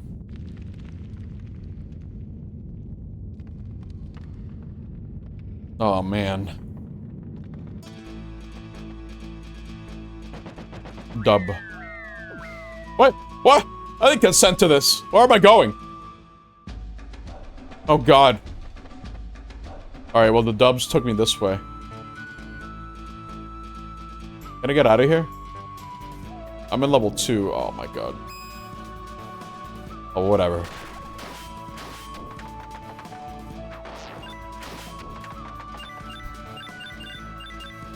Yeah, I'm trying to save up money as much as I can. I'm not thinking of spending an insane amount. Not again. That's why I've been kind of holding off from my hobby for a bit.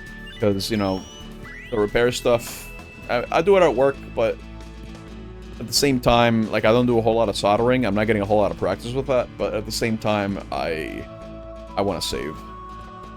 I'm going to keep saving money. I just don't want to not have money anymore, you know what I mean? Kind of a horrible feeling, because I can't do anything without money. I mean, I can think of a couple things you can do without money, for sure. But the things I want to do require money. I think that's a better way to put it. And generally speaking, yeah, it's good that I have money now. But the amount of times that I go out is still minimal. I go out to do groceries, go to work, and that's it. Nothing beyond that. And you know what? I don't mind it.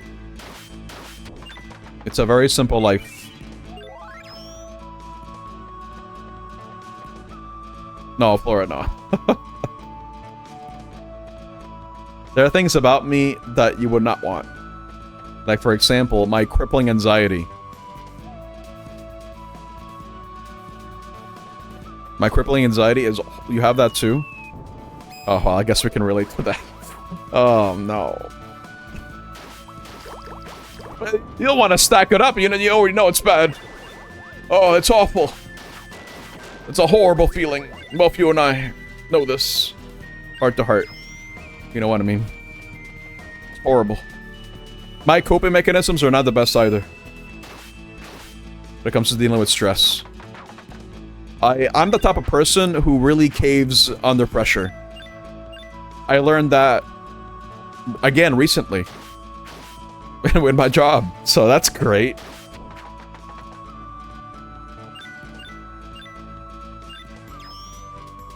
Streaming with my real voice, you can't do it. Can't perform in front of people. I completely understand that. I do have a story about that actually, but that was back when I was younger. So maybe it doesn't really apply that well. Egg! Wait a minute. Hold up. Egg! What is that? Do you think this egg will like lizards? Hold up. Here, take the lizard.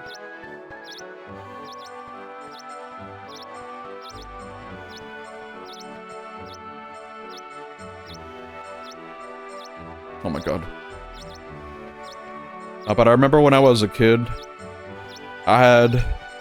Like, that's when I first started realizing what anxiety was. And I had to do a presentation in 3rd grade.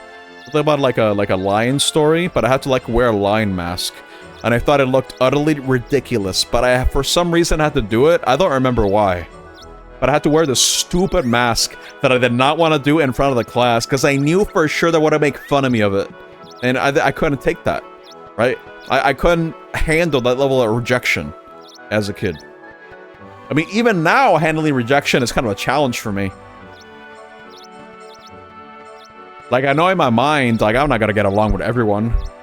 Some people are just gonna be mean, even though they're nothing wrong. Like, logically, in my mind, I know that's just gonna be how it is. But in my heart, it still kind of hurts, because I'm like, I'm not trying to, like, inconvenience you or anything, right?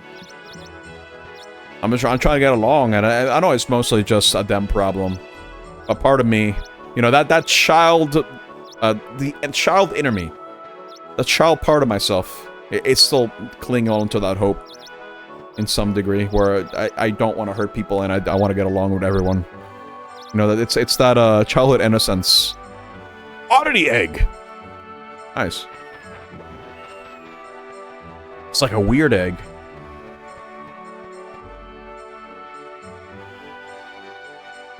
You had a breakdown in 2nd grade because for some reason backwards clothes was a fad for a bit. You didn't want to wear backwards pants because that's weird. Yeah, like what? Wait, that sounds uncomfortable.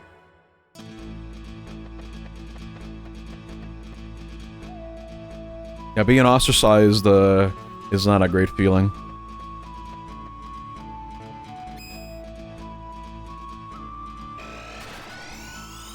But no, anxiety is horrible. It's really hard to describe.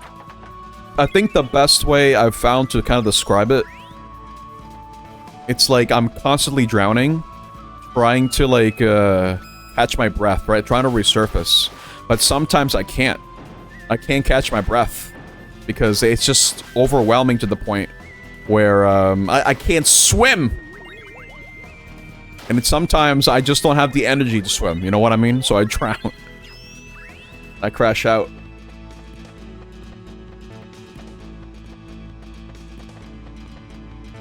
And it's awful. You know what I mean?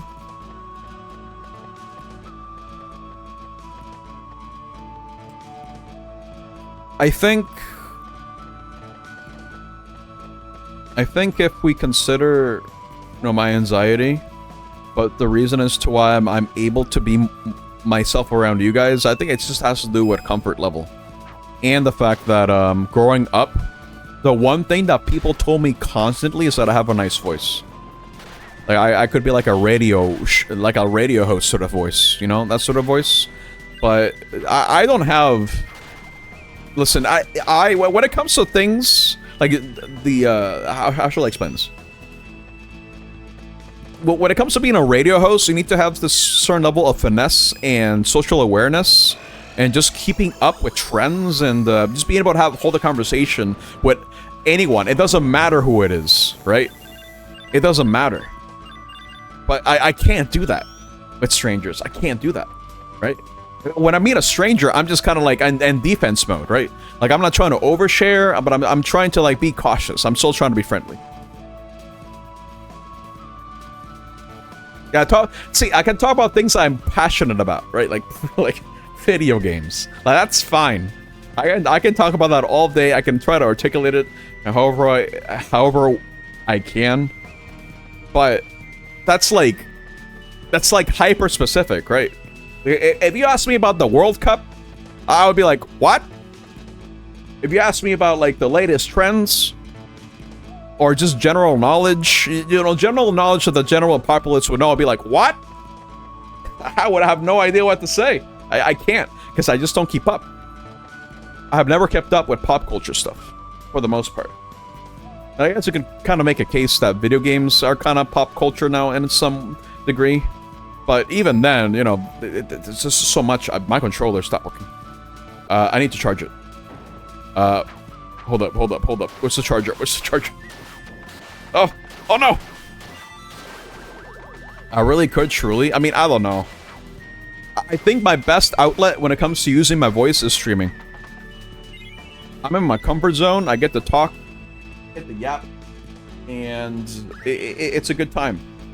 But my problem when it comes to being a radio host is that I've heard radio hosts do their thing and stuff like that. I think what I'm trying to say is I can't be a normie. I'm sorry, I can't think of any other word to say. But I do feel like you need to have like a certain amount of general knowledge for you to be like a radio host. You know what I mean? I don't know how else to explain it. Right? Because you still got to be able to hold the conversation.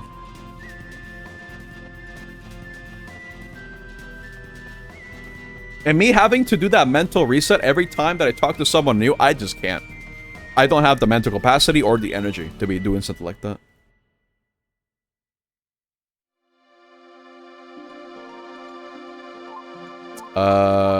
Okay, so I found nothing there, so that's good. Jesus. I don't know where else to go. Where else could I go? I want to went to Geo. The junkyard. I don't think there's anything there. Where do I go, dude? Maybe let's go to Domina. Maybe there's something there that I might have missed. I'm running out of ideas.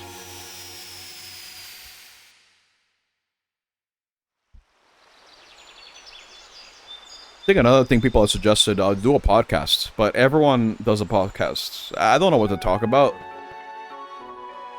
How do you stand out? Right? I'm just some guy who likes video games a lot, right? What do I have to add to the conversation other than being myself, you know what I mean? Yeah, what do I talk? Every single talking point's been covered. What do I talk about? Right? Like, I remember when Consomme, and I think with Purple as well, yeah, we were doing like a podcast sort of thing for the hell of it. And we were talking about video games and stuff like that, but it didn't really stick around for too long. For one reason or the other. I don't really recall why.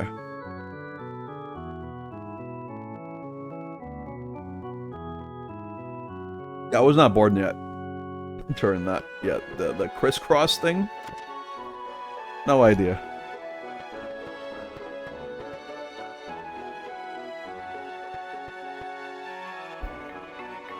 I don't even listen to podcasts either. Listen. The things that I like, I wouldn't say they're hyper-specific, because it's kind of all-encompassing when it comes to games. I've been playing games for as long as I can remember, right? Like, I keep saying, like, I'm pretty sure I was playing games since I was, like, 2 or 3 years old. I'm, like, 32, dude. I've not stopped.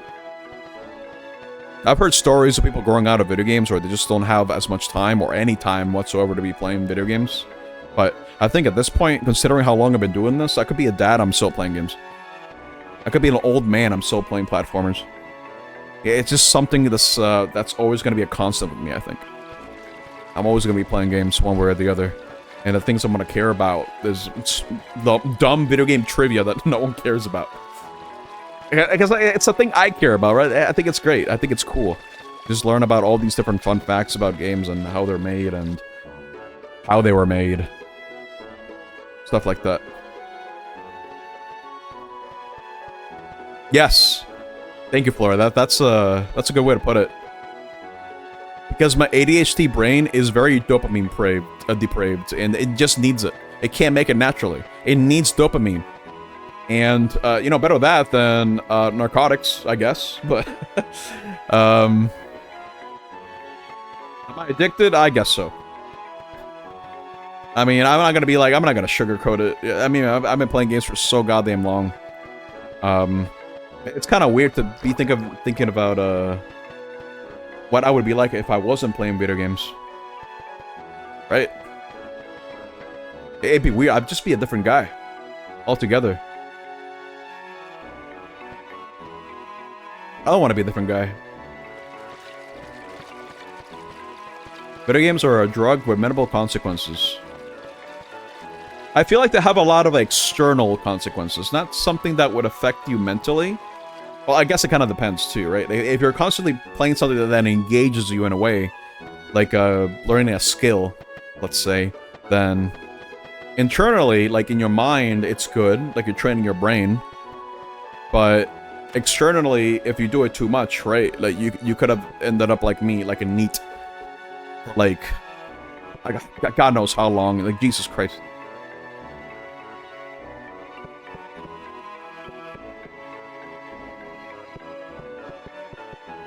You ever sit in front of a game for 16 hours? Yeah, that would happen to me. Dude, that was me. Like, during college, I would just do that.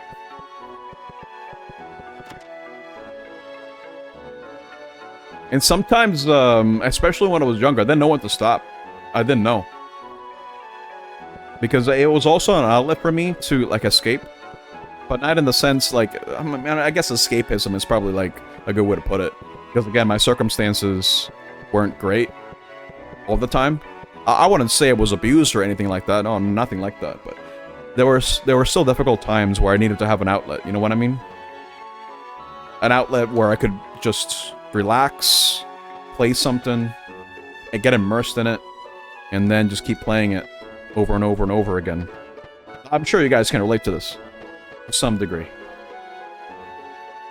That's not my name. I feel like I talked to this NPC. Tell me I'm a fortune. Yeah, help me.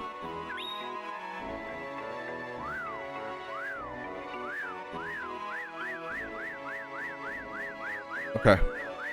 Give me a hint.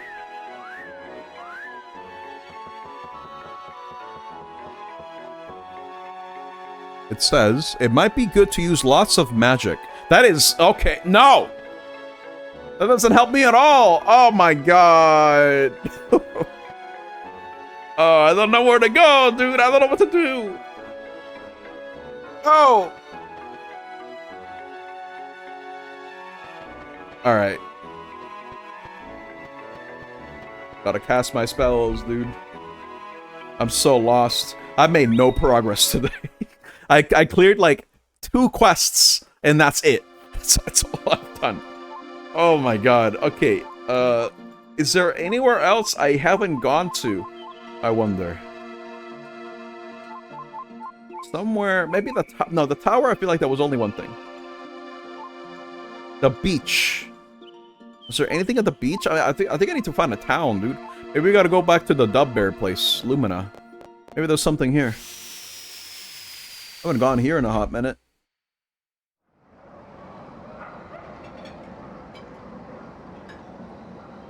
Okay, all in all, I have the voice for being like a radio host, but I don't have the knowledge.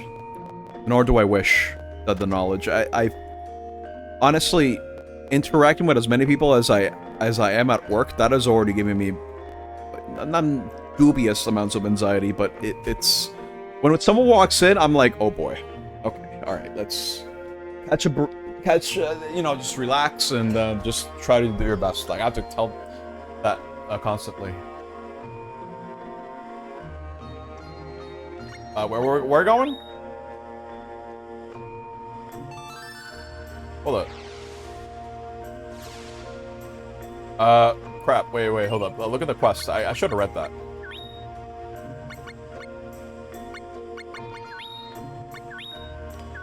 Let's see. Flower rings in the ruins? Not helpful at all. Thanks.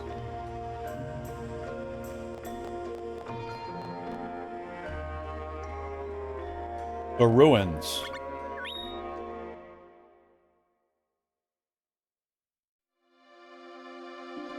Yeah, I remember when it came to just playing games in general. I think the most time that I spent playing a game non-stop was probably PSO2. Now that I think about it. Had a very unhealthy relationship with the game. Like, you wouldn't believe. One of those things where I attached my entire self-worth and my world onto. Which is not good, obviously. You don't want to be doing that. Oh yeah, we did do that. But that was like once, right? Like, doing it every, once in a blue moon, I think is fine, because we were all excited. And we all wanted to, like, play the game and play it all together. But in a way, it was a way for us to connect. So, I think that's fine. I think that's probably a good way to do it, if you ask me. But I bring up PSO2 as an example because I remember being kind of neglectful in a lot of ways, not just to myself, but to the people around me, and the people that I cared about, because I was just trapped in there, in the sense where I didn't want to do anything else other than play that game. This is back when I used to play on JP. That's all I would do. Just do that. Now that was after I graduated from college. Let me tell you, when I graduated from college, I felt empty. I didn't really feel like I was gonna be heading anywhere. I didn't feel happy about it. I didn't feel accomplished. I felt empty. So crazy for you to think that this is PSO2 you're talking about. I guess for context, I can kind of explain it. So I hadn't really played like an online RPG of that caliber for a long time. Like, I've tried out stuff like MapleStory, but I never stuck around with it. I got kind of bored. I'm not gonna lie, with stuff like MapleStory.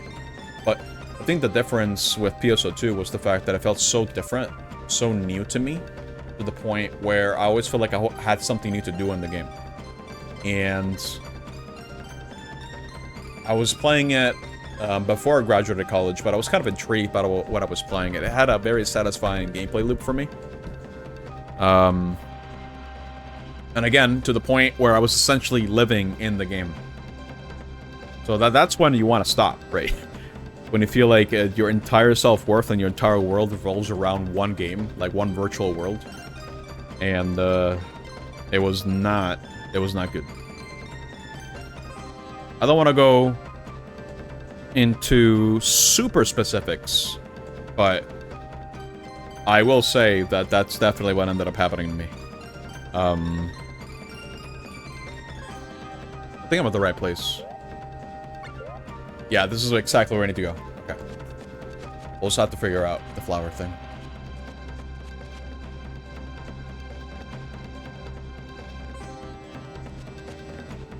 But and I guess I can kind of explain it a little bit more, right? I was going through a rough patch in my life. Again, it was back during the time where I was experiencing severe burnout from my translation projects. Because, again, I used to do that every single day without fail. And I didn't really have a big team. And after a while, I was essentially doing everything. So I was experiencing severe burnout. And I need to have an outlet. So the game came during the right time for me to like find something to distract myself with, give myself goals to work on. But then, I neglected the project to the point where I had to essentially stop development on it. And then I graduated college, and then the new expansion came out, episode 6, back in PSO2 JP, and I was locked in on that. That's all I wanted to do, and that's all I ended up doing. Instead of looking for a job or, you know, just doing anything else like that, trying to be more responsible with myself and for my own future, I just ended up doing that. I'm not saying that as a matter of fact, but because that's exactly what happened, but again, I was not in a good place mentally at all. I was burned out. I wasn't feeling great, and I had no direction in life whatsoever. I remember getting an offer during the Senior Project Showcase at the time. Like, people were like, oh, hey, you wanna, like, work for us? Go to the interview? But I felt like I wasn't worthy, right? I couldn't even drive at the time. I couldn't drive. And I figured, yeah, I can't even drive. Like, what makes me be eligible as a candidate to work at this job if, for one, I didn't even really want to do programming and whatever, because I was focusing on other things like the translation project and stuff, but that fell through. And then two, it's like, you know, someone else can probably get the position better, right?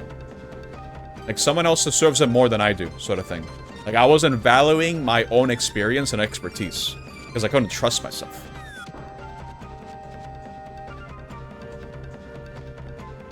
You went to a conference and you presented a paper in a student showcase. You got first place.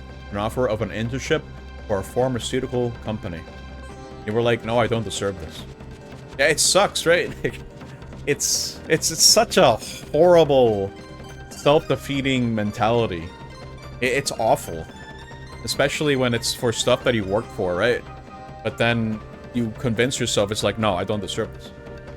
For me, at least for me, like, I don't want to speak for you, but for me, it's more like, I feel like I then do things right, or I'm not in the right trajectory. So someone else is more than capable of doing this. It's hard to explain. I guess it's imposter syndrome 101, I suppose. I think it's probably the best way I can describe it. It's just imposter syndrome. And honestly, I still kind of feel it in a lot of ways. I kind of feel it in my job. I try to tell myself, hey, listen, you have been at this, you have been pursuing this career not too long ago. And not to mention, you have just started. It's been like a month, dude. Because let me tell you, I think part of the struggle as to why sometimes I kind of fail to recognize what devices people bring in, I'm not able to tell what phone it is or whatever. I think part of the reason is because, one, I didn't have a whole lot of money growing up. And when I did have money, I would usually get stuff like hand-me-downs when it came to phones and stuff. So I never really got to mess around with electronics as much. You know what I mean? I couldn't afford to. I couldn't. I didn't have the money for me to learn about these devices. That's why, when it comes to the whole, like, Apple stuff, you know, their MacBook Pros, their iPhones, the Apple Watch, I had no idea how the hell they even worked. No clue.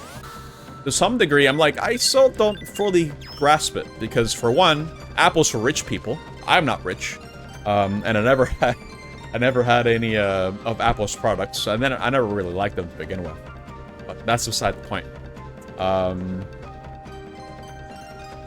What I'm trying to say is, it is an interesting position to be at when I'm working a job that has me repair electronics that I am not innately familiar with. And it's a career that I just barely started. So it's a really weird feeling. And I'm trying to tell myself that, yeah, given the circumstances, like, sure, yeah, you're not going to be an expert. You can't be. Because You're just starting, dude. Yeah, you gotta give yourself a break. The presenter was like, are you sure you don't want to talk to them about this internship? Like, he was trying to save you, and you recognize that, but you still turned it down. You were like, you're nowhere near capable of doing something like this. It's interesting, what the mind can do during circumstances like that. I have done my fair share of self-sabotage before, I would say. Because again, I feel like I didn't deserve it. And when I was presented opportunities for me to get out of my rut, essentially, get out of the horrible mentality or out of my self-defeating situation, I didn't take it because I felt like I didn't deserve it. Because again, I think with the way I've been explaining everything, I think you guys can probably guess correctly that I didn't have self-esteem. That wasn't even a concept to me. My entire self-worth was based on how people looked at me, what they thought about me. And because I was the weird kid, it wasn't exactly favorable. So, having said that, I had no self-esteem. I didn't know what it was. I wasn't taught what self-esteem was. And I never really learned how to love myself. And believe me, that has been a challenge to overcome as an adult. Because now I'm trying to rewire my brain, reframe it, where I'm telling myself, hey, I know you want to go into the defaults. Oh, here he is. We'll be rich if we can catch him and put him on display. Oh. What the hell? Oh my god, just leave him alone, dude. What? I'm just gonna watch? Okay. Super psychokinesis. Oh my god, flashbang. He ran away. Because he was a fake. Get me out of here. Oh, okay. It's like that.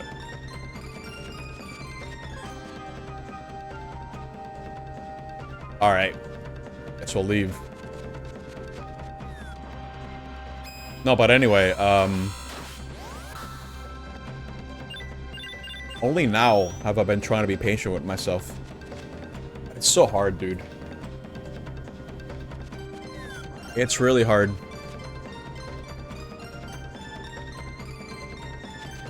I don't know if hard can even begin to describe it.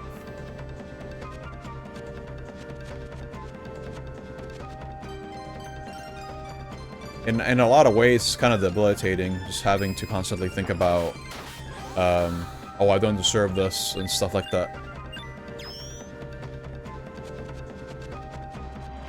But I had to tell myself, I was hired to do the job. I was hired because the person who hired me believes I can do the job. And I will do my best to do the job. And doing my best is good enough. I had to, like, constantly... I had to hold that as, like, a mantra to myself. And just remind myself that it's fine to make mistakes. Because that's another thing, too. And I think streaming has helped a lot. And it's just the whole idea of people watching me make mistakes. Like, now, like, if I make a mistake while playing, it's like, whatever. I don't care that much about it anymore. But I wish I could say the same thing IRL. Because I kind of treat IRL and online stuff differently in that sense. So if someone was like looking at me doing something, you can tell I'm going to be hesitant. I'm going to doubt myself. Because imagine, dude, imagine being told, oh, don't do this because you're just going to do it wrong. Over and over and over and over again. By your peers. What the hell's going to happen to you? Right? What kind of mentality are you going to adopt with that? You're just going to say, I was going to mess it up anyway, so why should I even try?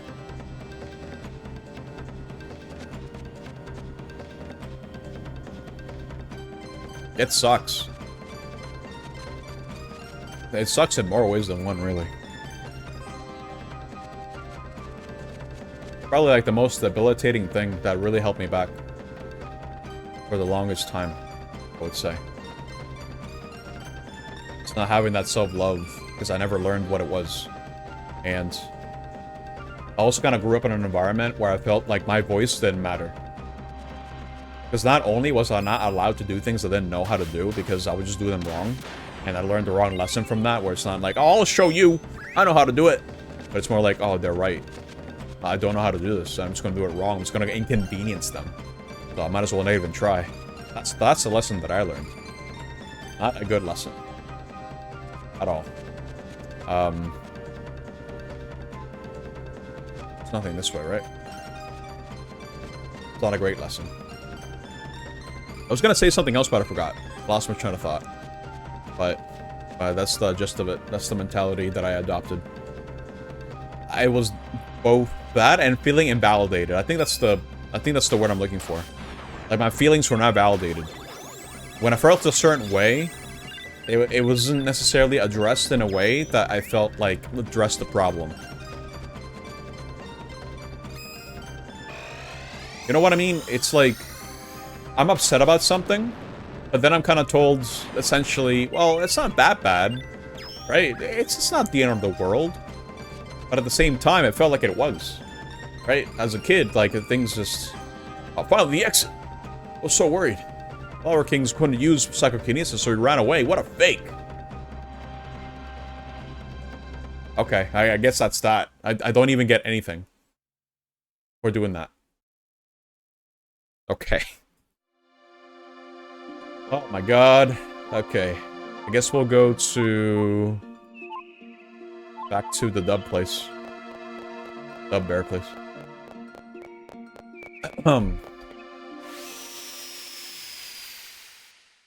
Okay, yeah, so I learned two things. One, I shouldn't do anything because I'll mess it up. So I never learned to do basic things up until at a much later age. It's one of those things where it's like a self-fulfilling prophecy. It kind of feeds into itself. Where it's like, I'm an adult now, and I don't know how to do X. And I'm ashamed of admitting that, because I was, quote-unquote, supposed to learn about that at a certain age. And now that I don't know, it's like, oh, look at this idiot. He doesn't know how to do this? Let's laugh at him. Point and laugh. But that's just my brain now. The people who did that to me, they're long gone. Huh? They don't do that. Yeah, that's more yeah, for sure. But at the same time, Greg, that's the type of warning that I'm talking about, right? I got that all the time. Or, oh, it's like everyone goes through that sort of thing. But at the same time, with the way that I was looking at things, that wasn't normal. It wasn't about me feeling alone in the feelings, right? It's about how those feelings were being addressed by the people around me. If I did not feel like my feelings were being heard, right? Just because everyone goes through with it, it doesn't make what I'm going through any less real, any less important, right? Because whenever I hear people say, oh, it's everyone goes through that, or everyone has a little bit of this and that, it's like, okay, great, but I'm talking about me here, dude.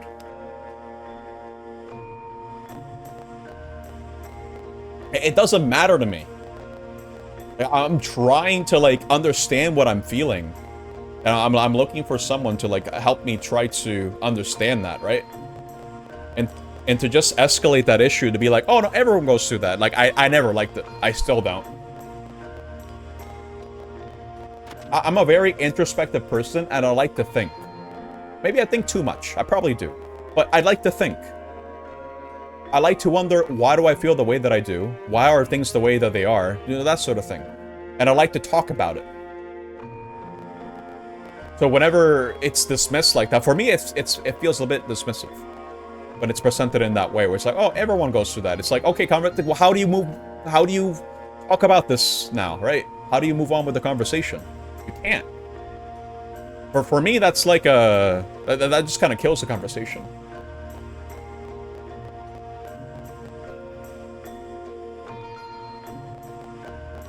In fact, I can attribute a lot of my thinking based on feeling invalidated like that. And for the record, you're not offending me, Greg. I'm just explaining you how it is, how I felt growing up. Whenever I was told stuff like that. This is new. Oh, this is the monkey guy. Check this out, I'm Capella, the best juggler on Earth. You guys... I guess they're not gonna move. They're gonna be dubbing. And I can't move. But yeah, like I mentioned, I learned to never do anything because I would just mess it up. And consequently, I would essentially be quote-unquote behind on the things that I should quote-unquote know at a certain period of time of my life. Because everyone knows how to do this. How come you don't know, huh? Are you an idiot? You know, that sort of thing. And then the second thing was never trust my own judgment. Because what I have to say doesn't matter. Right? I learned that as a kid, unfortunately. A very bad lesson. Never do this. Hey. But this is exactly what I mean when it comes to not feeling validated. Just going through what I was feeling. It's awful. Right? Like, now as an adult, like, I perfectly understand the reason why I would come to that conclusion and how I got to the point that I'm at now.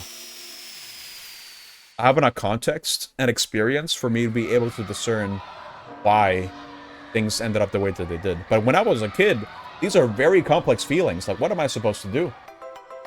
I'm supposed to navigate all that, right? That's a lot. That's a lot to deconstruct when you're a kid. And if you don't have the right guidance, you're just going to be stuck with those feelings. And you're going to learn the wrong lessons. That's what ended up happening to me. It's awful.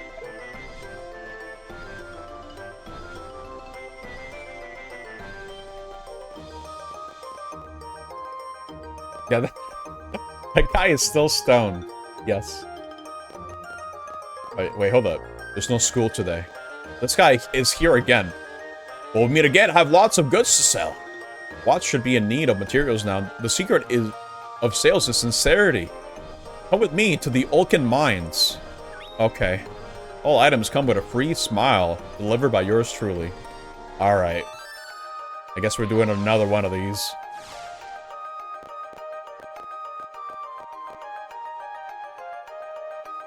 I've known you guys long enough for me to be able to talk about these things comfortably.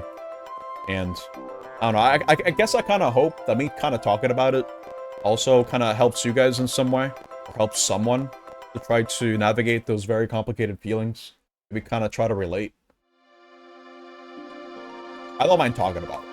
I'm not going to go into hyper specifics, but I feel like I can share just enough where it might be helpful to someone. You know what I mean? I have acquired wisdom through all my years of introspection. I'm not trying to toot my own horn, I'm just telling you how it is, essentially. To maybe help someone. Because that's what matters at the core. At my very core. That's something that I don't think has ever changed. About my personality. Even as a kid. You could even notice it. As a kid. Like, I always wanted to help people. It didn't matter how old I was, or where it was, like... Hello there! The Wandering Niccolo, peddler of smiles. Well, Niccolo, I'm real busy right now, unlike you. Do your thing and be off. We're both businessmen, I understand. Here. And here. And here. Alright, I'll be back later. Okay. Go back in.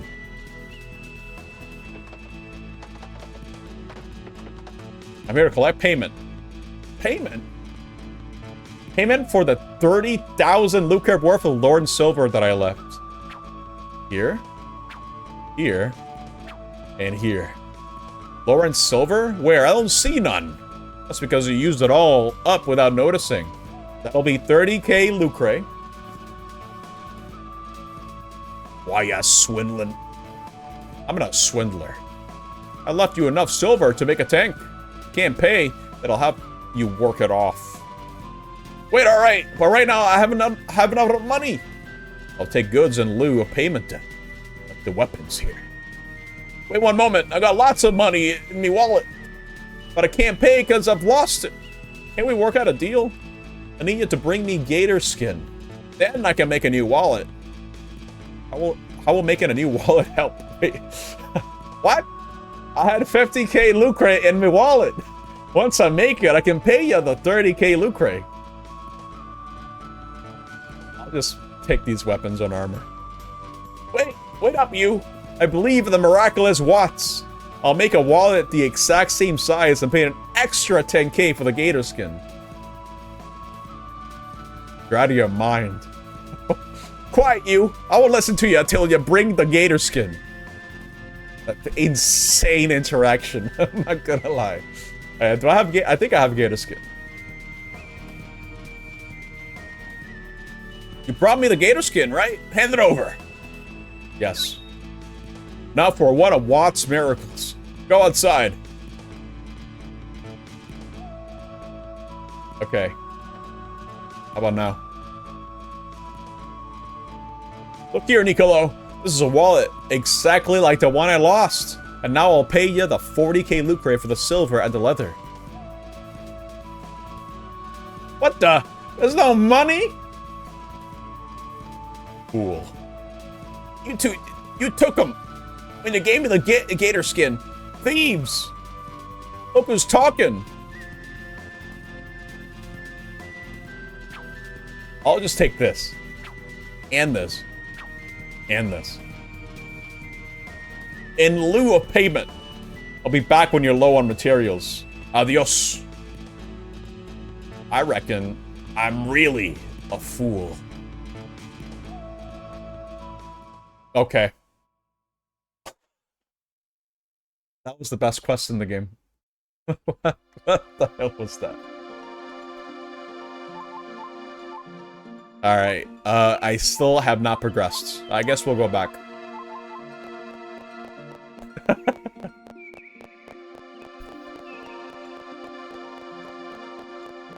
Alright. I forgot what I was talking about.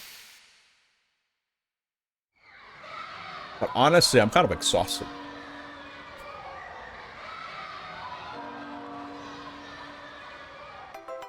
Any more life lessons I can teach you guys? I mean, you guys know already, I think. A lot of the things that I brought up today have been things I've been talking sparingly across all my different streams. Yes? Okay. How do you accept yourself? That's the hardest part. There's no easy solution to that. Because no matter what answer I can give you, it'll give you guidance, right? But I don't have a concrete answer. I can give you an anecdotal experience to at least get started. Because I hated myself for so long, dude. I mean, consider this. I'm not afraid to admit it. I was a NEET for like 6 years. That's a long time for you to be rotten in your room. You know what I mean? That's a long time. Like, how do you recover from that? That sort of mentality, where you're just kind of like, self-defeating, and, you're not having a good time, to say the least. That's putting it very, very lightly. Very mildly. But it was a very dark period of my life. So many things were happening. I was not in the right mental space, and I was blaming myself for everything that was happening. One thing for me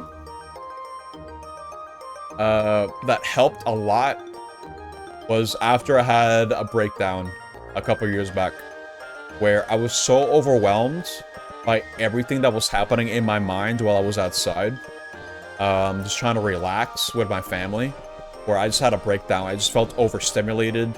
I couldn't handle anything anymore. I was sitting there and just watching all these people walk around, be happy, you know, that sort of thing. I was like, oh, god damn, how does it feel to be like that? I couldn't imagine it. And I was like, I'll never be normal like these people. I can't do it. I can't be like these people. It's just something wrong with me.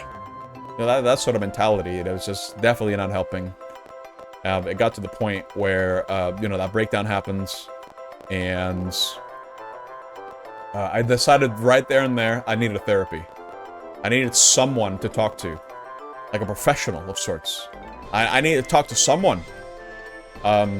Because I kind of dismissed the whole idea of therapy when I was younger, because I figured, oh, I don't want to pay someone to just listen to me rant about something. No, I completely misunderstood the point.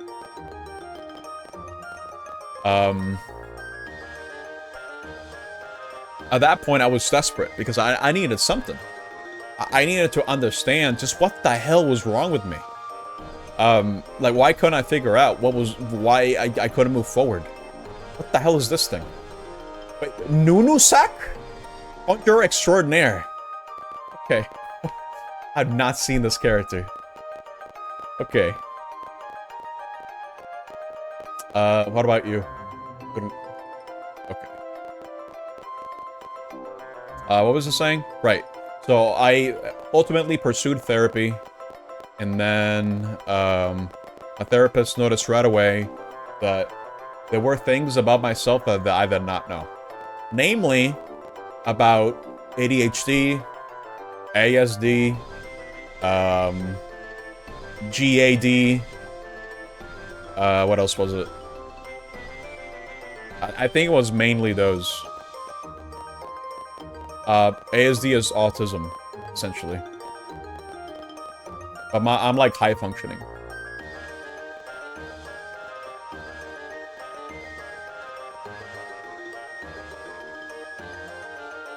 Now, I don't know how definitive it is.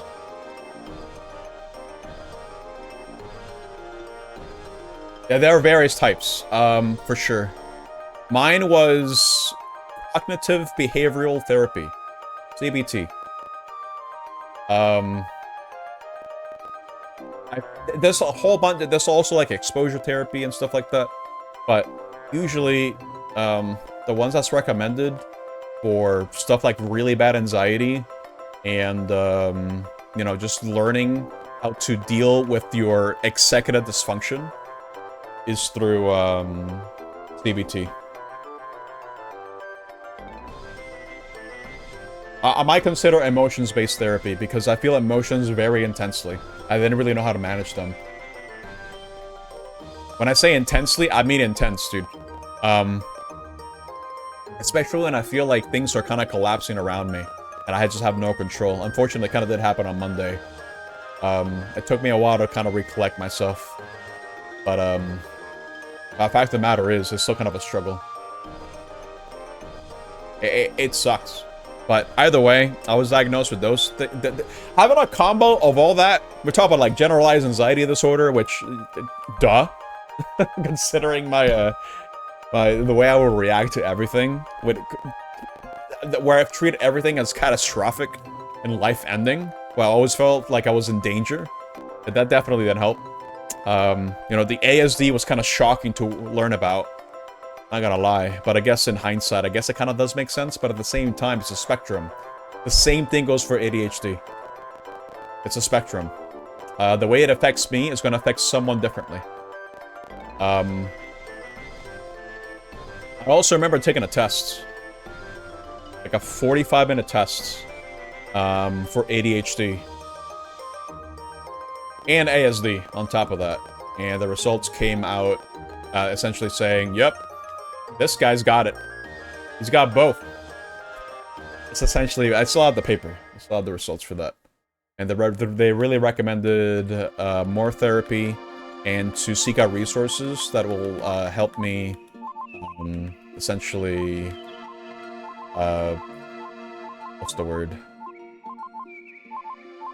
I guess feel better and just learn better coping mechanisms. But here's the thing. The resources for ASD, for autism, at least over here in my state, for adults, it's not existent.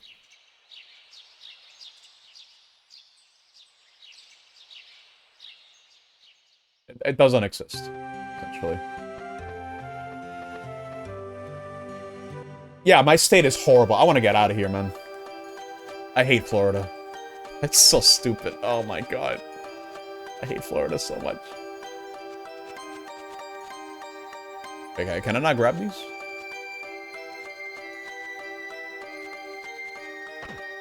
I don't think I can. Oh, I can. Here we go. Put this over here. I don't remember what this is for. Okay. Bring me your seeds and I will bear them for you. Okay. Oh, that was a quest. Okay.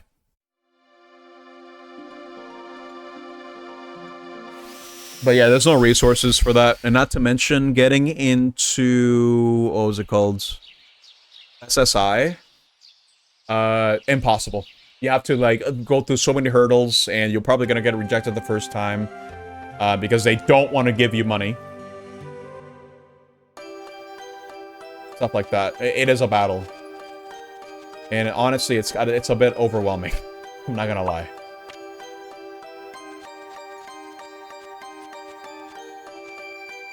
Because at the very least, ADHD, ASD, stuff like that is recognized as a disability. Because believe me, it can be debilitating in a lot of ways. It has affected my way of living. My only real cope with that is essentially trying to work with it, not against it. But anyway, the reason why I'm bringing all this up is because after I found out that I have all these different, you know, disorders and things that were going on in my brain. It's not my fault, right? Like, me not being ahead in life or not being at the point that I'm quote-unquote supposed to be is not a fault of my own, right? I do have some degree of autonomy, for sure. I still have a choice, but at the same time, like, at the same time, I didn't know how debilitating all this was for me. And to the point where I got to realize, wait a minute, you know, what I'm going through isn't normal, right? It's not very neurotypical, as they would say. It's not normal to be feeling anxious 24/7, right? Stuff like that. It's crazy. And again, this goes back. To not feel anxious 24/7. That's the... I don't know the answer to that. I'm gonna be honest. I wish I had an answer to that. Because my job is giving me anxiety every day. And if it wasn't for the job, I was getting anxiety because I was applying for jobs, I was not hearing back. And I was really doubting my future.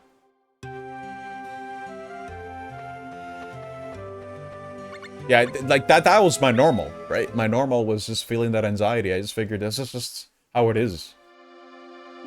This is just how it is, and it's not.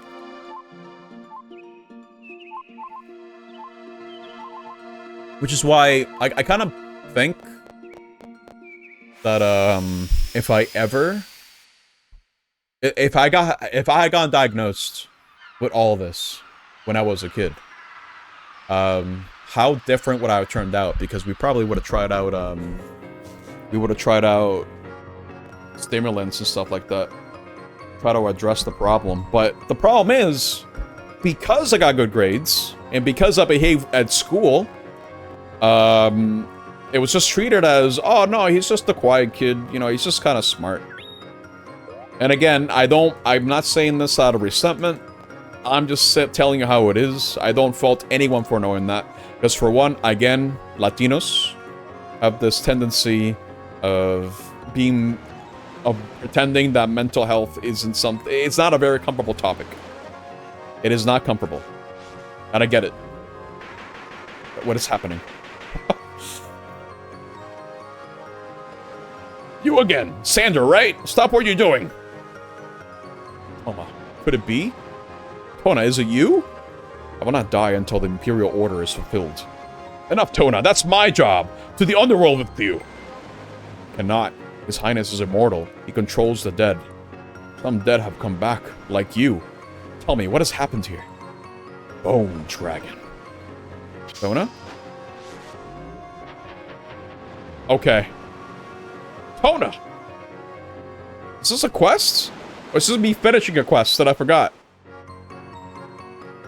Okay, I don't know what that was about. If you get good grades, they let you raw dog autism your whole life. Oh my god. But yeah, that's also another thing, right? Like, as long as you're getting good grades, nothing's wrong, right? And again, like, a lot of these things back in the 90s, they weren't really as well known as they are now. I'm glad people are a lot more aware about these conditions and how it can affect the growth and, the perception of the person who has it. How it affects their environment, how they view things, that sort of thing. I'm glad there's a lot more resources. A lot more people are educated on the matter. So it's not like, oh, I wish I had that sort of thing. I mean, I kind of still do, but I'm kind of glad things are better in that sense. But that being said, yeah, I wasn't caught. But I don't think anything will make me more upset than someone telling me, well, you don't actually have that because you behaved this way, right? You got good grades, right? You were doing okay. I was like, no, stop. Jesus Christ. This is the exact same reason as to why I felt like my feelings were dismissed whenever I ever present something like this. There's nothing else that made me more angry than that. I'm not gonna lie. Although, what is this guy saying? Working right now? Okay. That's probably like the most dismissive thing you can say to me. Or you could, the most dismissive thing you could have said to me when I was a kid. Like, oh, I mean, but you get good grades. So I don't think there's anything wrong. You just gotta, just think better. Just don't think about it too hard. Yeah, exactly, Greg. That's essentially what it is. Just think better, right? Just do that. Well, why? What's wrong? That's essentially... That's not what they said, but that's how it felt. I should preface that by saying this. Again, this goes back to the whole thing where, just kind of felt invalidated with the way that you felt. And again, it's not coming from a place where I'm angry at anyone in specific. It's just how it is.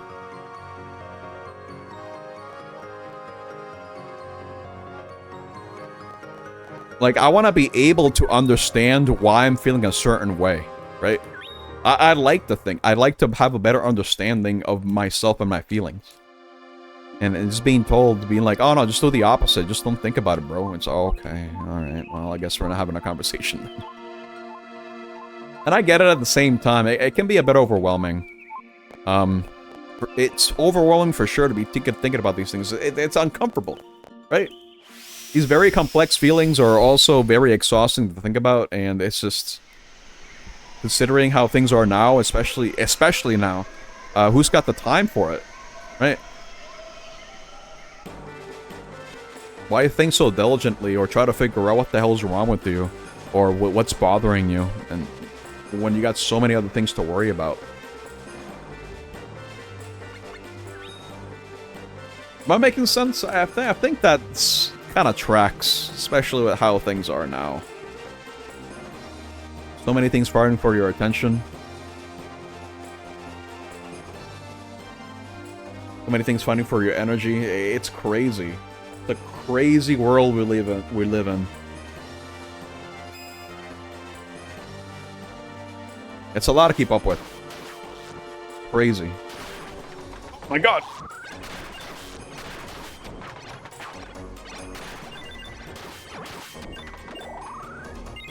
But yeah, like I mentioned, I don't mind being real with you guys.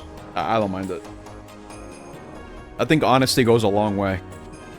I'm honestly, at the same time, I'm kind of tired of pretending. I spend my entire life pretending to be something I'm not.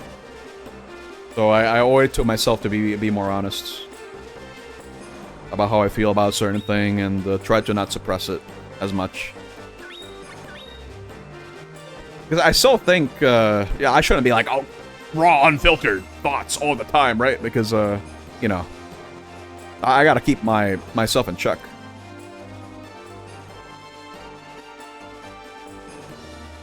I don't know if there's any other quests here. There was a quest here before, but I don't think there's anything here.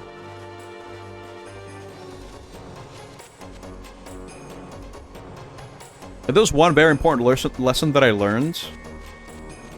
In fact, I think this is something that you can apply universally. To the question that you guys asked earlier, like, how do you begin loving yourself and stuff like that? I think the first step, for me, that makes the most sense to suggest, is try to be more honest with yourself. How we feel. Try to kind of think about how something makes you feel. And just kind of, think as to why it makes us feel a certain way. I think the closer you are to understanding yourself, the easier it'll be for you to accept yourself. And not, like, focus too much on the things that you, essentially don't have control over. Right? Because there's only so much you have control over, right?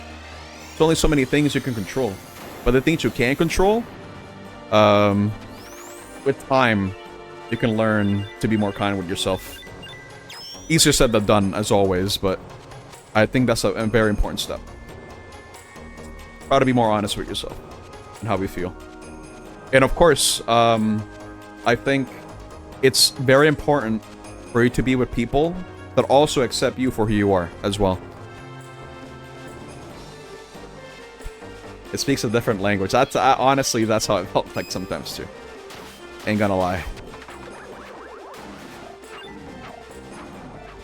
Oh, Crabble gonna put people to sleep. Okay, interesting. Cool. As to how to treat anxiety, that is a hard one. I'm still trying to figure that one out. Other than therapy. But that's the tricky part too, right? Not everyone can afford therapy. So it can be a really nasty thing to navigate without the right support network. Especially when it's kind of like the thing that you kind of default to. Because that's just how your brain is wired. Yes, no, for sure. That is also another thing, too. Find a therapist that works for you. That can address your needs and can understand what you're saying. And you can have a genuine conversation about it. Yes, exactly. It's really hard, right? Especially when it comes to things that you feel like if you talk about it, like you have to be super vulnerable to talk about that sort of stuff. You know what I mean? Things you wouldn't just say to anyone. Finding that right person to be able to say those things to is not easy. Like for me, I've learned over the years to unfortunately not trust everyone that I meet. My trust has been taken advantage of. My kindness as well. To the point where I have to like really tell myself, okay, I have to like put up a shield whenever I talk to someone. It's nothing personal, but I'm just trying to protect myself. Right? Like I need to know if I can trust you with certain things, right? It's hard. And even then, like learning to trust someone, it can be its own process as well. Because the only person you can really know for sure what they're thinking and what's going through their mind is yourself. No one else. You are the only person who knows what's going on up here in the head, in the brain. Everyone else, well, you kind of have to take their word for it. That's where the whole trusting thing comes into play. It's hard. I'm not gonna lie. It's really hard. I'm gonna get out of this forest. I don't think there's anything here.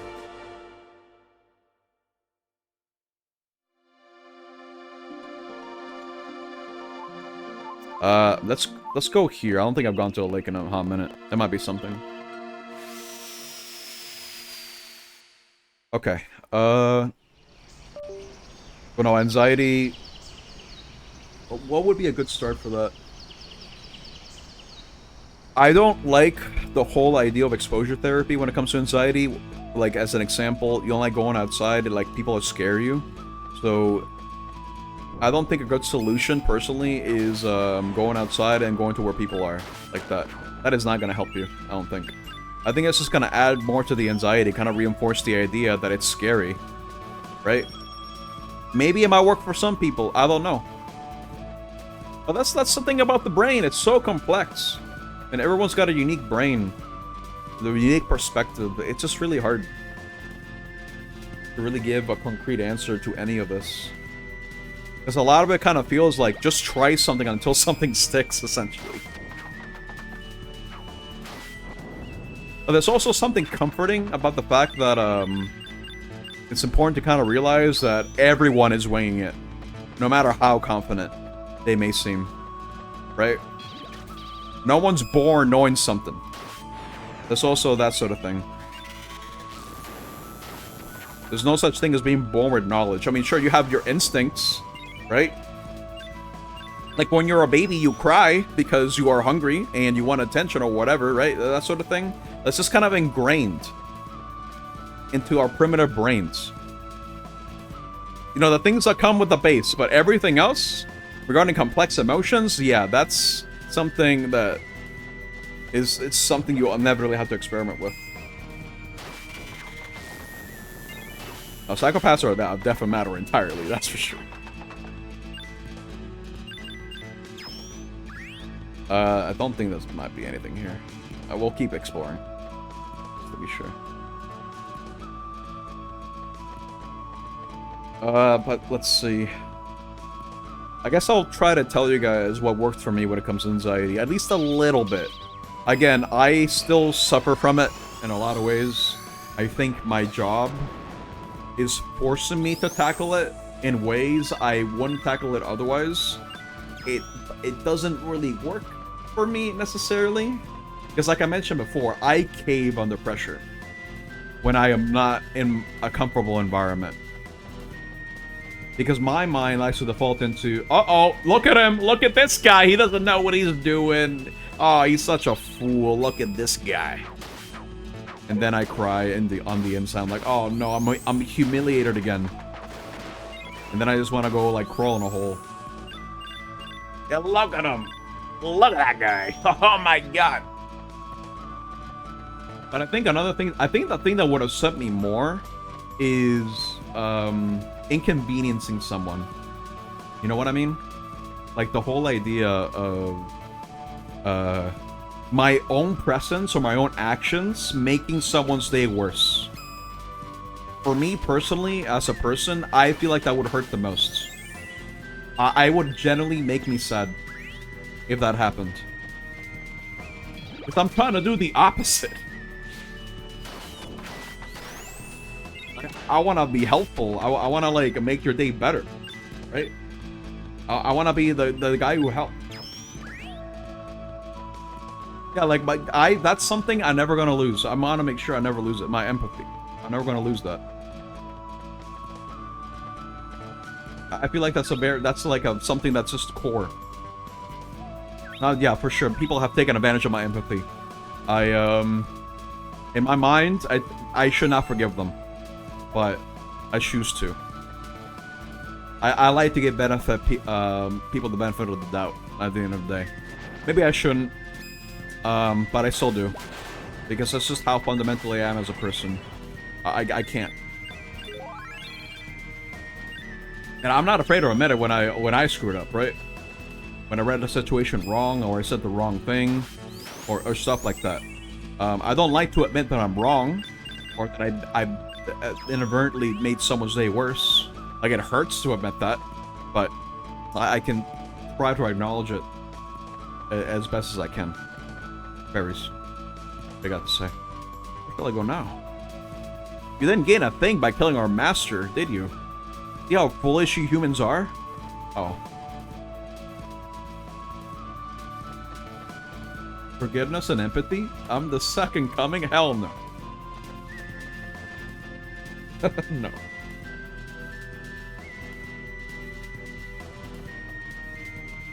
I think the biggest lesson to learn here is, at least when it comes to interacting with other people. Actually, there's a lot you can take away from what I was talking about. Whatever you take away... I think I already talked to this guy. Whatever you take away from this, I just hope you guys are being kind to yourselves. However way you can. I also need to try to tell myself that. Because my god. When I was having that breakdown on Monday, I really felt like the world was ending. It's one of those feelings. It's just really bad. I disassociate kind of bad. I'm not embarrassed by it. I'm just more like, it's something I didn't want to show to people. I don't like it. Especially with people that I don't fully trust yet. You know what I mean? Because again, it's the sort of thing that I feel like it was taken advantage of before, where I show my vulnerable side, and then it just gets taken advantage of. It has happened before, unfortunately. It's just kind of one of those things where it's kind of like, who can you really trust? You know, this guy right here, humans frighten me. This is the exact quote I needed. That sums up the last 3 hours. Humans frighten me. Oh my god. Thank you so much. I could not have put it any better myself. Oh my god. I don't fear you guys though. You guys are cool. You guys are I can be comfortable around you guys. Other people though? That's a bit harder. Hold up. I think this egg likes lizards. I got a feeling. Hold up. Let me sit down. I don't have lizard. Oh no, I have lizard. Here, eat it. Dude, he loves it! He loves lizards! But maybe not as much as I thought. Maybe he needs something else. Like a morphed meat. I'll show that. He might not like it.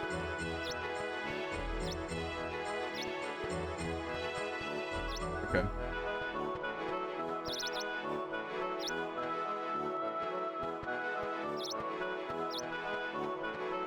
I think one thing that has helped a lot when it comes to the whole, like, you know, job giving me anxiety sort of thing is just telling you guys about my day and how things went at work.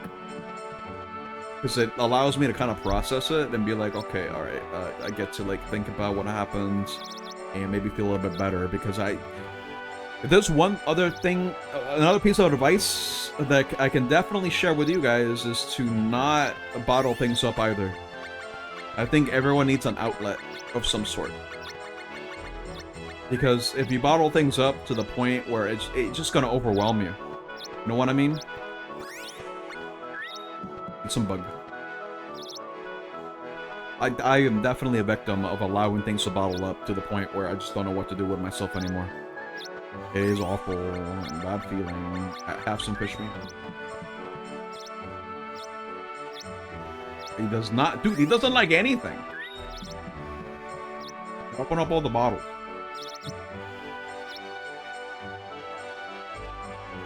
If anything, I think that's the one habit that I can safely say I have, I'm done with. I'm no longer bottling things up. If I feel a certain way, I try to find a way to kind of cope with it. And just try to figure out, okay, I'm feeling this way. Let me see if I can rant about it in a healthy way.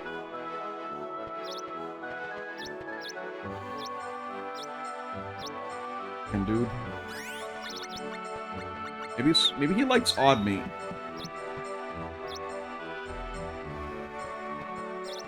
Nope.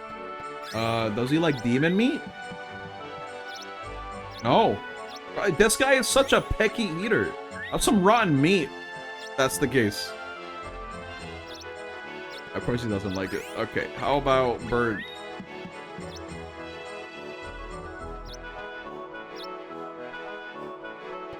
You want it? No? Oh my god. I feel like this guy's gonna run away. Oh, he doesn't like it. Just regular meat.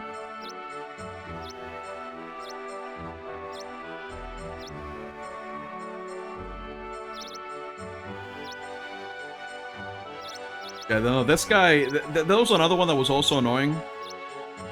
He would not eat anything. Or rather, he would eat, but I couldn't capture him. Not sure why. It might be chance-based, depending on the monster. I don't know. Now, this guy doesn't care about the meat. Alright, I'm gonna put something else. Final clock.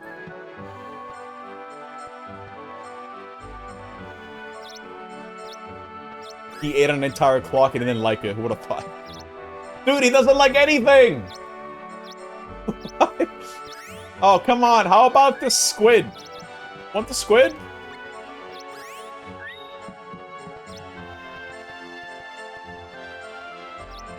He might not want it. Oh, no, he doesn't care.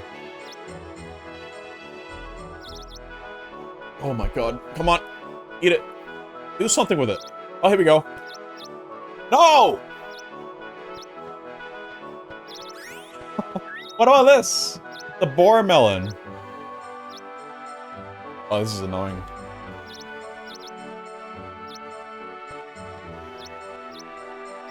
Okay. I didn't even interact with him. You can't get close to the eggs. Go on a rampage, dude.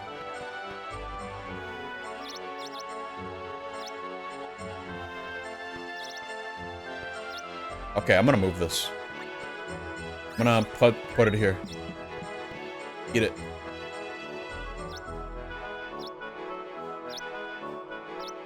See it.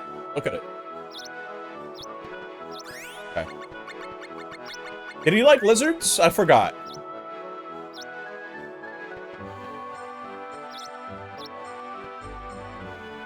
Guess we'll find out. No, he hates lizards, right. I think he liked Morph.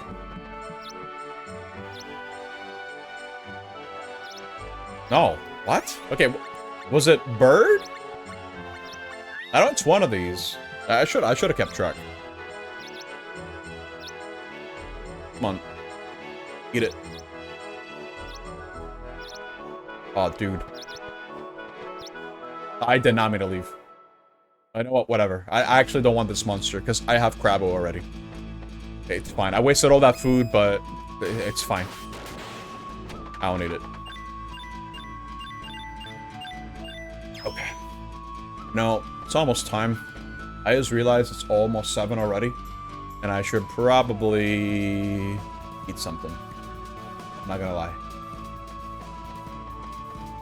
I think my biggest challenge right now is definitely not thinking about work when I'm not at work. Because I'm so worried about my performance, dude. It's like I'm trying to make up for my own shortcomings by trying to be more prepared for work. You know what I mean? Like, I don't want to get fired. I don't think I'm at that point where I'm gonna get fired. No, I think I'm doing a great job. Even my own boss tells me that. Like, sure, I have my faults, but I'm still learning, right? I have my moments, is what I'm trying to say. I think my neurodivergence shows when I am working my job, unfortunately. It does sometimes show.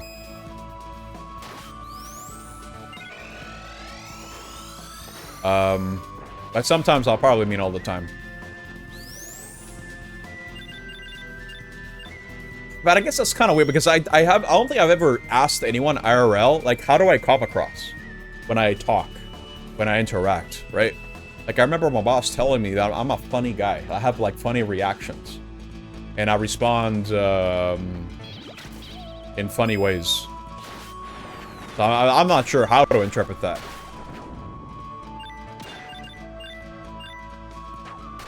I'm not really sure. A compliment? Or is that like... It probably is a compliment. Probably. I mean, I don't know. I just don't know what to make of it. Like, for me, I'm thinking, like, which part? What are you talking about?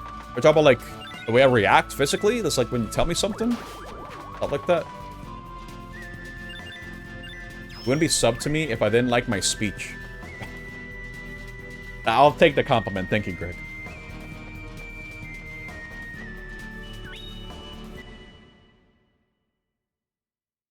Oh yeah, what's the question? Have I... No. I feel like I can only really AUG when it's in this environment. Imagine AUGing at work. No. Oh, that would be insane. How would I explain that? No, they don't know me as the AUG guy, no. They don't know I stream or anything like that. I don't want to share that. I want to keep that separate. Unless I know, like, if I'm there for like 2 years or something, then sure, I'll mention, hey guys, I stream. You didn't know that? It's like, wow. But I am not at the point where I'm comfortable sharing that. You know what I mean? It goes back to that whole, like, I need to shield myself mentality. Right? Like, I don't want to be vulnerable yet. Even though I kind of feel like, I was vulnerable on Monday. Where the thing happened. I'm like, oh no. Horrible feeling. But I guess it is what it is. I'll check one last place before I stop. I'm gonna bring a party member with me, just in case. Okay.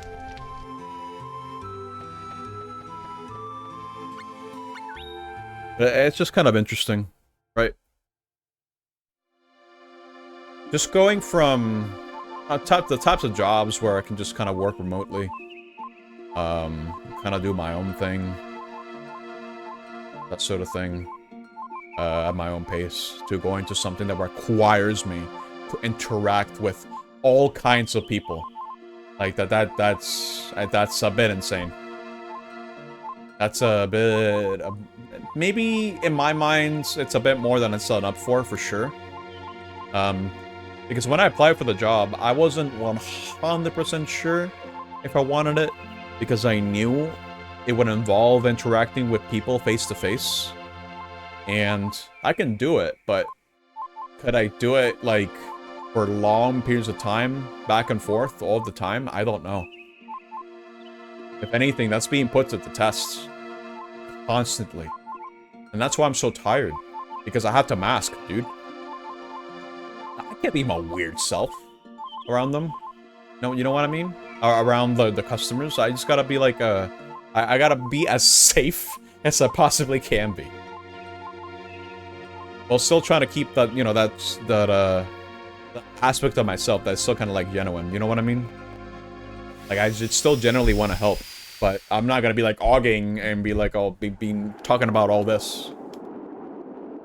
With just any stranger, you know? Because I guess in many ways, I kind of... It's a bit hard for me to relate to, I guess, the common man. You know what I mean? And this is not just like, oh, hey guys, look how special I am. I mean, consider everything that I've been talking about, you guys will know that's the last thing I would think about. But anyway. Yeah, it's more like, if I can't find common ground, it's a bit harder for me to, like, open up. You know what I mean? When I get customers who speak in Spanish, I instantly feel a lot more comfortable. A lot more, because that's a trait we share, right? I mean, the last customers that I had, they were from Venezuela, and it was kind of cool to talk about to them, because they instantly opened up to me, and I was able to, you know, just talk to them as I was checking them in. You know, just have a nice little casual conversation. Like, I can handle that, no problem. Especially if it's just something that feels familiar. Right? Because I need to remind you guys, you know, for like half my life, you know, the primary language of the people that I spoke to were in Spanish. So, me being able to interact with people in that way again is refreshing. Because it doesn't happen all the time. You speak two languages, you deserve double pay. I do get paid more because I speak both Spanish and English, and I have applied both. I have applied both. It's happened more than once, is what I'm trying to say. A lot of EXP, Jesus Christ. Okay. So I do get paid more because of that. It's good. So it's a definitely advantage to have. Being able to speak both languages and being able to interact with it.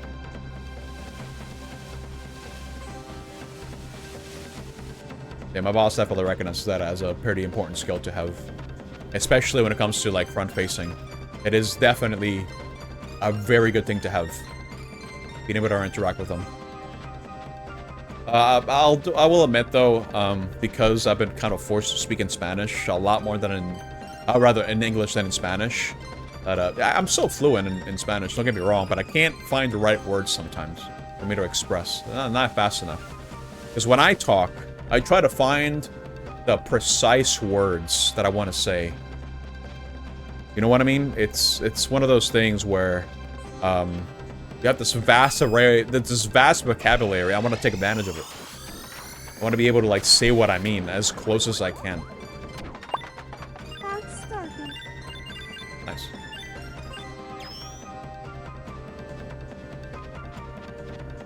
I think it's important to, oh, what's this enemy? Okay. I don't think it's anything in the desert, dude.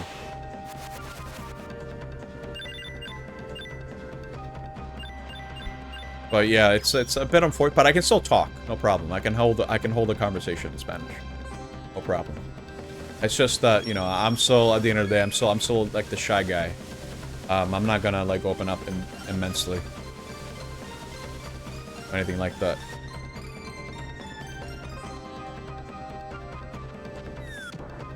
Careful here. But I like I mentioned, I will say I am doing better. But now I have a new set of challenges that I need to try to navigate at my own pace. Yeah, for Mario 2, yeah. Shy guy.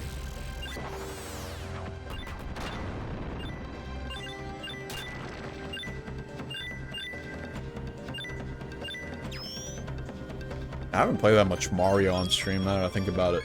Despite being the Mario guy. Isn't that weird? Maybe in my next personal pick, that'd be a Mario game.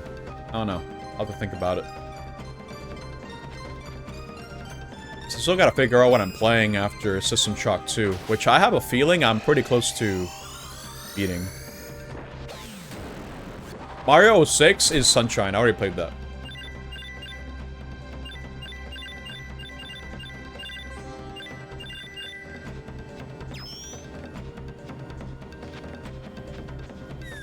Yeah, I'm the Metroid guy too, but I still like Mario a lot. I mean, keep in mind, my alias before had Mario in it. I was really big into Mario. Like a Sunshine ROM hack, I'm good. I don't want to do that.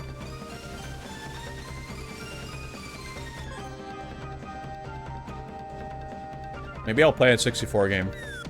I mean... Actually, now that I think about it, I'm going to be playing a lot of N64 games. Because of the Saturday stuff. You got like Body Harvest and Space Station Silicon Valley coming up at some point. Body Harvest will be next week, but... Space Station Silicon Valley will eventually be played. I gotta think of something. You got another 64 game for me to play? Which one? I think out of all the consoles that I want to have games for, I think the 64 is probably going to have the one that has the most games on it in my collection. I counted them. I want to own like 50 plus games for it. And so far I have like 40 something.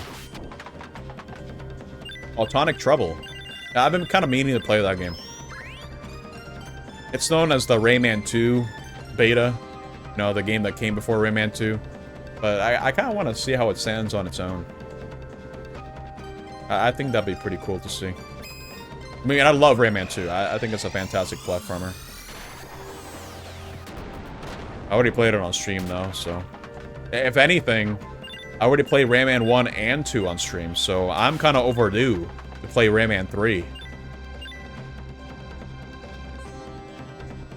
Just a little bit. Like, oh, there we go.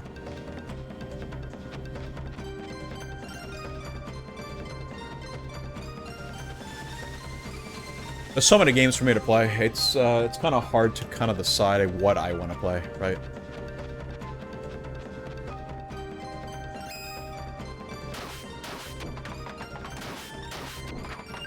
Oh, I think by the way, I kind of figured out what I want to do for the for my 4-year anniversary for streaming. I have a pretty good idea what I want to do, other than the Garfield marathon, because I think that'll be the last thing I do. Like that'll be like the main event. I'm gonna be saving like the one stream where I go through every game in my collection for the 4-year anniversary thing, because I want to do something new every year. I think that's something new I can do. Get a tripod, or get like something to hold my phone or something. And then just go through every single game in my collection. Recount stories regarding how I got the game, what kind of sentimental value it has, and just talk about the game itself like a little bit. And just go through that for almost every single game, because essentially almost every game in my collection has a story to tell. That's a story. I think it'd be cool to talk about all these personal things, because you're not gonna get it anywhere else, dude. It's like cool exclusive content. Because, you know, it's kind of weird, because a lot of my life that I talked to about you guys, it's been a lot of things that gave me anxiety or were just troublesome. I think I need to talk about the good things for a change. You know? The good things that happened. They're usually associated with games. So I think that'll be a perfect chance for me to talk about that sort of stuff.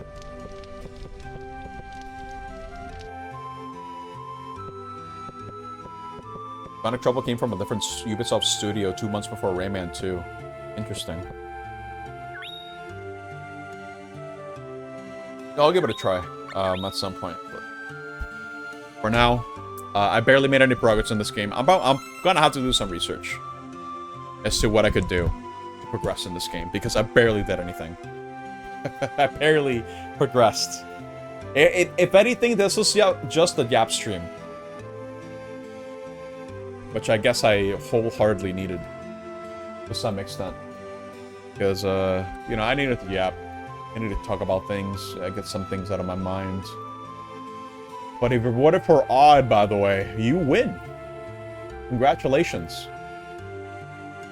Very cool.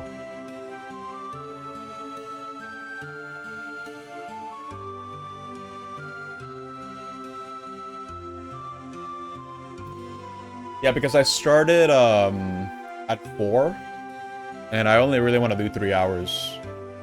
Now's a good time. I decided to push streams on Sundays to be a little bit earlier, like an hour earlier, so I can give myself some leeway for movie night still. Because I don't want to rush it, you know what I mean? So if a Sunday game requires just a bit more time for me to get through, if I want to finish it or whatever, then ending it normally at 7, I think helps in that. Because I've had a lot of streams where I go a little bit over, and then it kind of coincides with the starting time for movie night, and I don't want that to be a thing constantly. I don't think that's good. Yeah, it runs over movie time. I don't want that. But it's already been 3 hours, so it's crazy. Oh, by the way, Golden Drummer, if you're still here, dude, I want to welcome you back, because I think you mentioned that you were going to be taking a break from streaming for the rest of June, I think 2 weeks ago. Yeah, welcome back, dude. I'll try to stick around for your streams whenever I can. I couldn't on Thursday because I was dead, but I'll try to stick around. Let's see. Yeah, no problem, dude. Let's see. Let me see what we are doing for next week. I'm gonna switch over.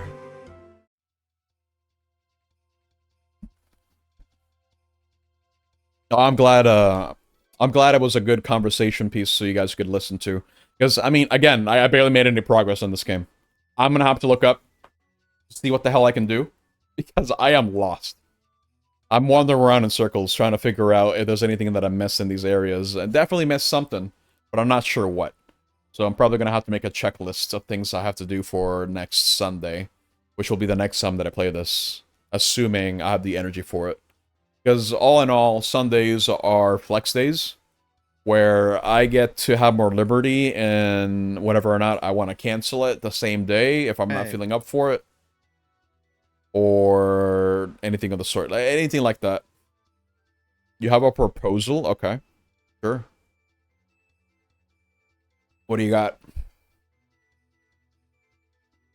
I'll take the chance to drink some water because, oh my god, I'm parched, dude. I drank so much. Oh, okay, yeah, sure. Let me see. What was I gonna say? Right. So, alright.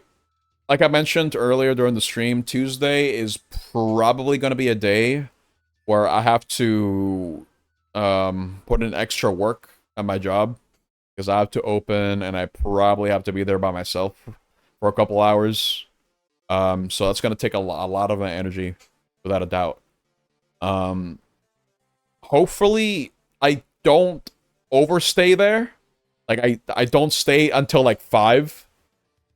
Like last time. I'm supposed to be part-time, by the way. For now.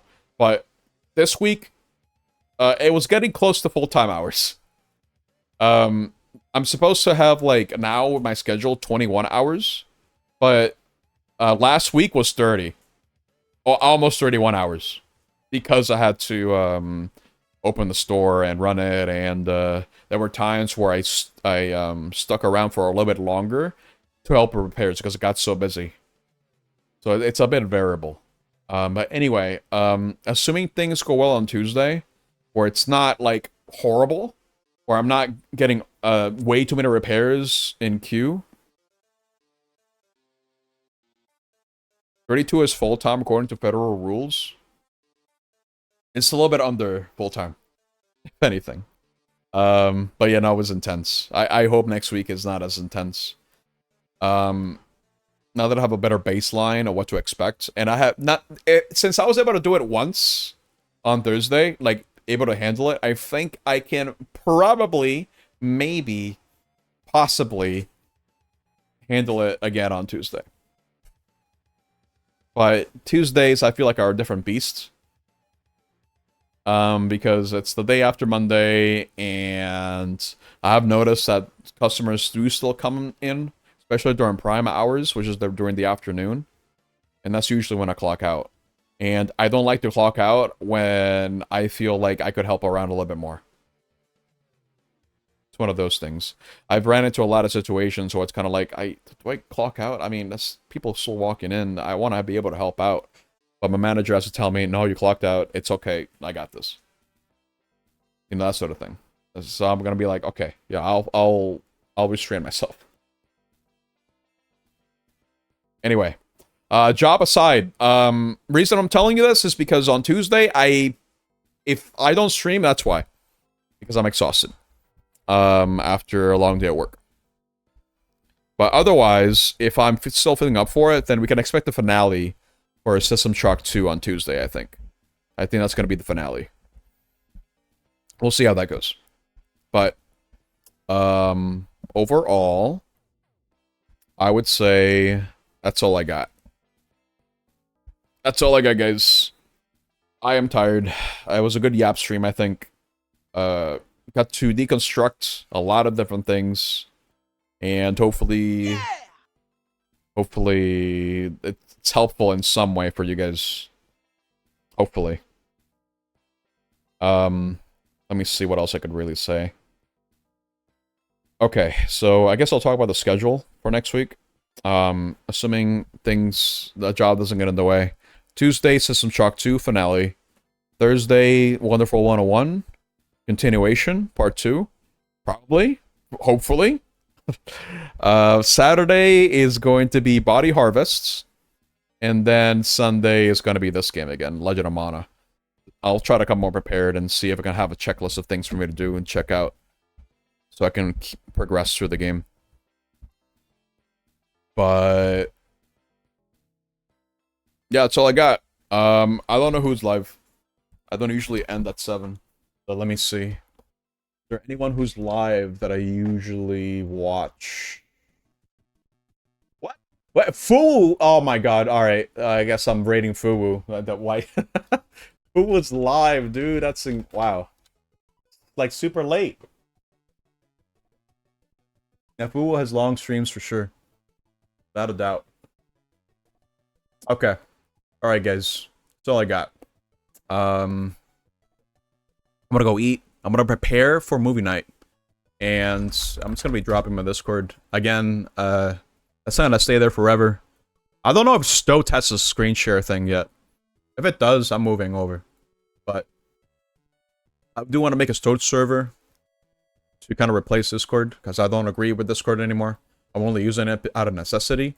But I ain't giving them a dime anymore. Hell no. I unsubbed from their Nitro crap. Like 5 months ago. I'm not giving them a single dime. I refuse. But anyway, you can join it. Give yourself notified with the things that I do, schedule-wise, and for movie nights as well, and for Archipelago, which there's one going on right now. Very cool. I might host the next one soon, because this one's going really fast. People are finishing their games already. So I think maybe by next week, well, I'm going to be hosting the next one. By movie night, in like an hour-ish. Just gotta make sure you have the role for it to get notified, and yeah. That's all I got, guys. The raid's going off in 10 seconds, so I'm out of here. You guys take care, have a good night, and goodbye.